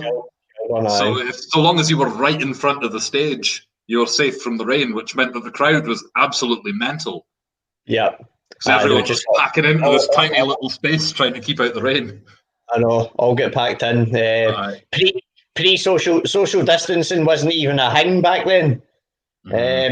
That's an interesting observation there from my pal Maury. That song would be the Andrew Weatherall produced soundtrack to A Stranger Came Ashore if they ever made the book into a movie. I'll take that. Thanks, Maury. Interesting. Vicky's saying never seen that before, so thanks, Callum. Thank you, Yoko Pwno. Nice. Musically, obviously I'm conscious of time as well. I do always sort of put out the the caveat stroke warning that this month I've developed insomnia. So like, I just keep on. We went on for 6 hours with Mandy. Well, that phrase works in a number of ways there. Say no to cake. Say no to cake. We didn't go on for 6 hours with Mandy, but we did go on for 6 hours with Mandy. So whenever you guys want to wrap things up, just you set the agenda for what's our exit strategy here, people? I think is what I'm trying to ask. I think right here we should finish it by playing the video for Evolution, because that's how we finish our gigs with that song. So we'll play that, then we'll fuck off. Okay, right. Are you happy with that, Helen, Ali, Lissa, Lewis? Yeah, that sounds good. Yeah. It'll feel like we've actually, done a gig or something. I'll go sweat a little bit more than usual, so I feel like yeah. Just you go stand outside. Turn the heating up to 23. It's been it's been bloody warm these last 2 days, isn't it? Yeah. 23 degrees. 23 degrees. It actually, I heard on the BBC Six Music News earlier that this May has been the hottest May since records began. And I know. And again, it's like whilst we've been in lockdown, even though global carbon emissions have went down 17% over this lockdown quarter, we've clearly the impact that we've had from an anthropogenically warming of the climate has still led us to the point where we are. But anyway, let's not finish. We're still fucked. I didn't want to say it like that, but I don't want to say we were fucked before, and now we're still fucked. Well, there's a Jim Morrison quote which famously said on stage at the Hollywood Bowl or something like a big gig, and he said, I'll tell you this. I don't know what's going to happen, but I want to have my kicks before the whole fucking shit house goes up in flames. And then he whips his cock out. then he was maced by a police officer in Truncheon, and that was infamous. Yeah, it's a grim situation. But as well, we're just here. We're trying to have as good a time as possible, I suppose, aren't we? Under the circumstances. Barry was saying Mandy is lovely. She is well done from Jude. Mandy sexy. She's getting a lot of love. Yes. Oh, there you go, Vicky. Mandy's her fave. Although Lewis looks way better than according to Barry. Love to you all, folks. Okay, so we're going to watch the Evolution video. Let's go back into the emails. You have an Evolution video? Oh, yeah. It was on the list. Well, I think this is our cue to say goodnight then, isn't it? Well, let's say goodnight on the other side of it if you want to stick about for another 4 minutes. I can do that. Yeah, okay, thanks, Cal. The drugs are just about last. Cake. I just want to see. I just want you to see the feedback that will come in for this amazing song. So this is Evolution by Yoko Pwno.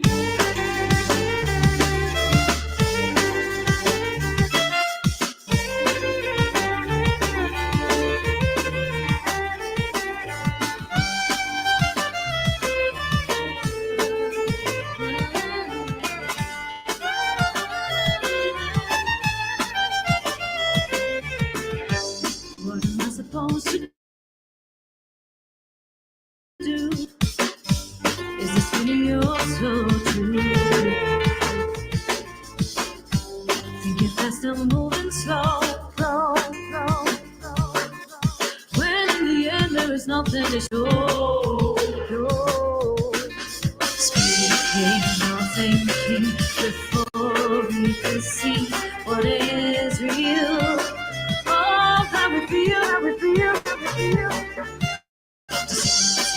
Emotion, ignoring the notion of truth. Wherever the proof,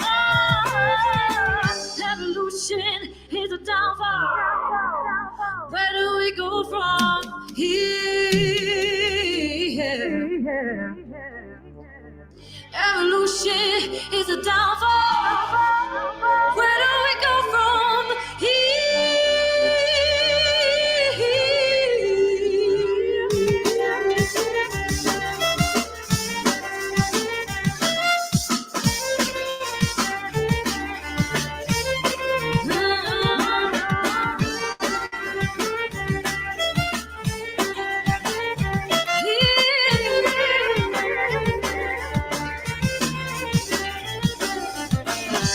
Where the memories melt away. Such a man, there's so much to say. She seems to have no hope. I'm falling down, I'm unable to cope. Thinking before we can see what is real. Oh, how we feel. Emotion, ignoring the notion of truth. Where is the proof? Evolution is a downfall. Where do we go from here?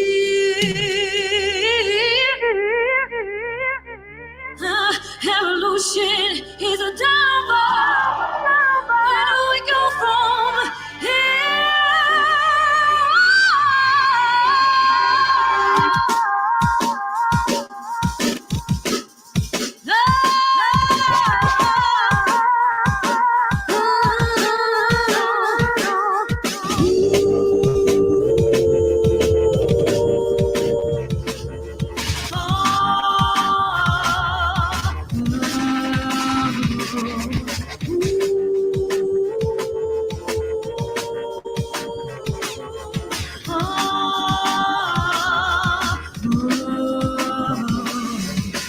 Evolution is a downfall.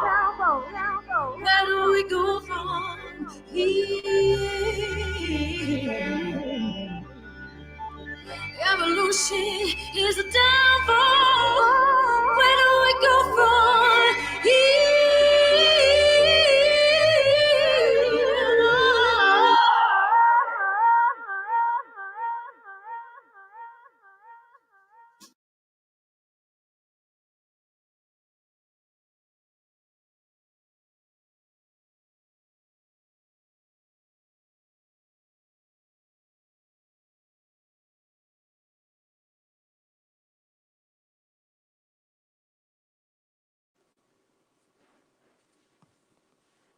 Hello. And we're back.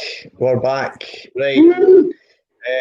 I will give that a share in the comments. Let's just go back to there's a name drop bombshell. Nigel was in the Doors movie. Interesting. We'll chat about that. The police officer.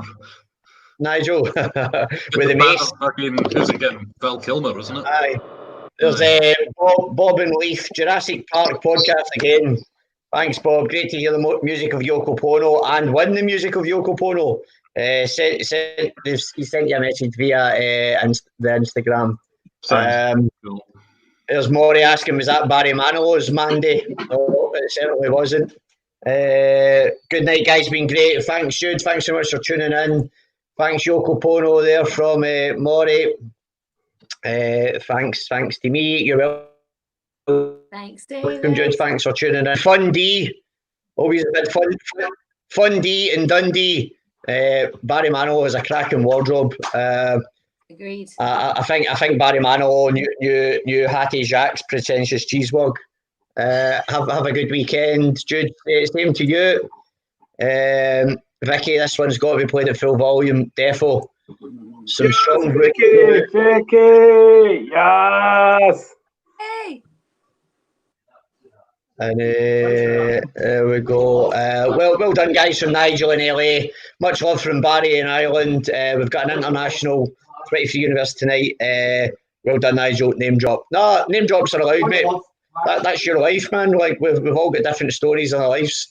So from me on episode 15 of the 23 podcast show to Callum, Lewis, and Helen in his tankard and his feet, to Ali and Alyssa. Thank you very much for joining us tonight on the 23 podcast show. Thank you, everybody that's tuned in from start to finish. Over to you guys. Anything you'd like to sign off and say to the 23 universe? Thanks for having us, guys. Thanks, David, for having us. It's been a total ball. You're welcome. Thanks very much, guys. Continue. Peace, love, and the 23 podcast show. Good night. Thank you, Dave. Thank you. See you next time. Good night. Good night. Good night. Catch you soon. Bon nuit. Thank you. See you soon. Take care. Stay safe. Cheers, David. Bye. Good night. Good night. Good night.